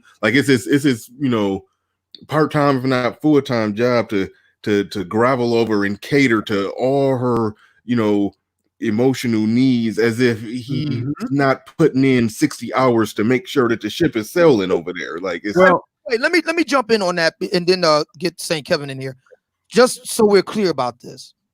I am not saying don't ever communicate with your significant other. I'm not saying that. But there's a way to go about this. For example, every week I have a meeting with my lady friend. We sit down and discuss what we need to do in the coming week, what other issues are outstanding, things of that nature. Okay, I get that. Then if you want to have time for the two of y'all want to go on a date, y'all want to have intimate time, whatever, then you allocate time for that. Well, y'all go out or whatever it is y'all going to do. Y'all allocate time for that. But this idea that you're going to be sitting on the couch watching TV and you got to divine the tea leaves, what do you think? Ain't nobody got no time for that. Right. I got to go to work. There was it's an old clip from Patrice O'Neal, and it's starting to make its rounds again. My happiness is paramount, where he's basically talking about, I give my free love to my woman, and it basically at any moment where she's not making me happy or whatever, I reserve the right to pull my free love back. And on the show, he has co-hosts that are kind of struggling with the concept of a man saying that he doesn't owe his woman anything. He gives his love freely, and she has to do nothing except qualify to get it. And that's how far. And here's the thing: the culture has changed. It is just in a lot of guys' minds that you're not supposed to say anything to women. They can just do no wrong. That even just by standing up and saying that she's not entitled to anything, that you don't give her freely, it blows a lot of guys' minds away. So yeah, so I understand why people come over to these spaces and they're kind of taken back and they're like, what? But you better be prepared. More guys are going to be like this. Like I told the ladies on my show, my generation was the last generation of men that are raised traditional. Millennials, just a 50-50 shot. Guys 35 or 30 and up, it's 50-50 what you're going to get. But guys 30 and under, they're almost 100%. They're not falling for any of that old bullshit. There's not going to be any more Joe. All the things your man won't do. No baby face, no Keith Washington, no Keith Sweat. No. This is what you wrought, ladies. This is what you wrought. Yeah. And the brothers that are about something, be they on to use just simplification, be they on a Kevin Samuels level, on the Obsidian level, if we paying all the bills here, we make the rules. That's just how that works. That's it. That's what it's going to require. And you know what? Again, all things being equal, you can go path A, which means you don't have to go out and work, or path B means you work and die alone.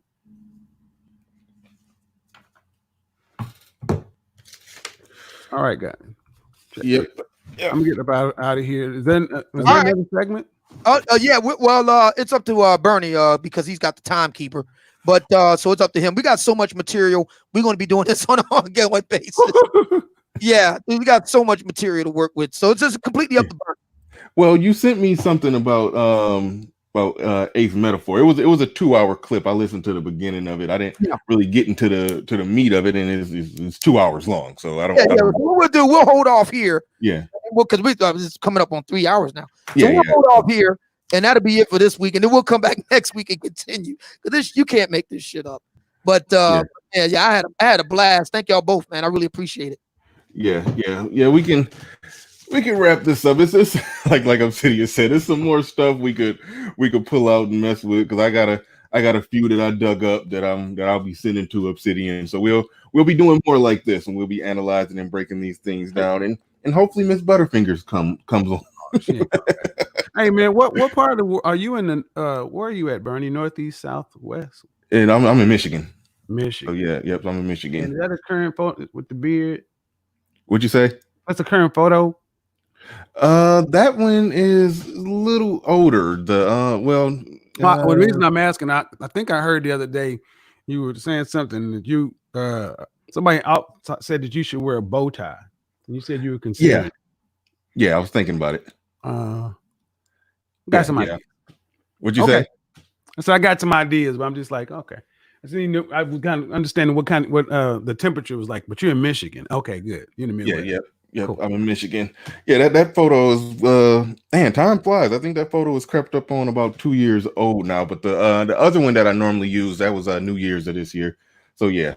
But yeah, no, because I do got plans on, in the future when I get this thing going, I'm gonna probably be on camera, gonna have a whole little setup and everything. Yeah.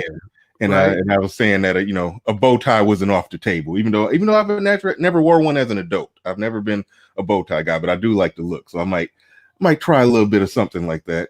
Get my style game up for when I start going on camera. We'll see. There you go, man. On camera, boy, I tell you, it adds to it, but it's some work, man. Yeah, I know. Yeah, you gotta have it together, because if I start going on camera, or when I start it's down the road in the future. Don't nobody be expecting it coming right around the corner. It's in the future.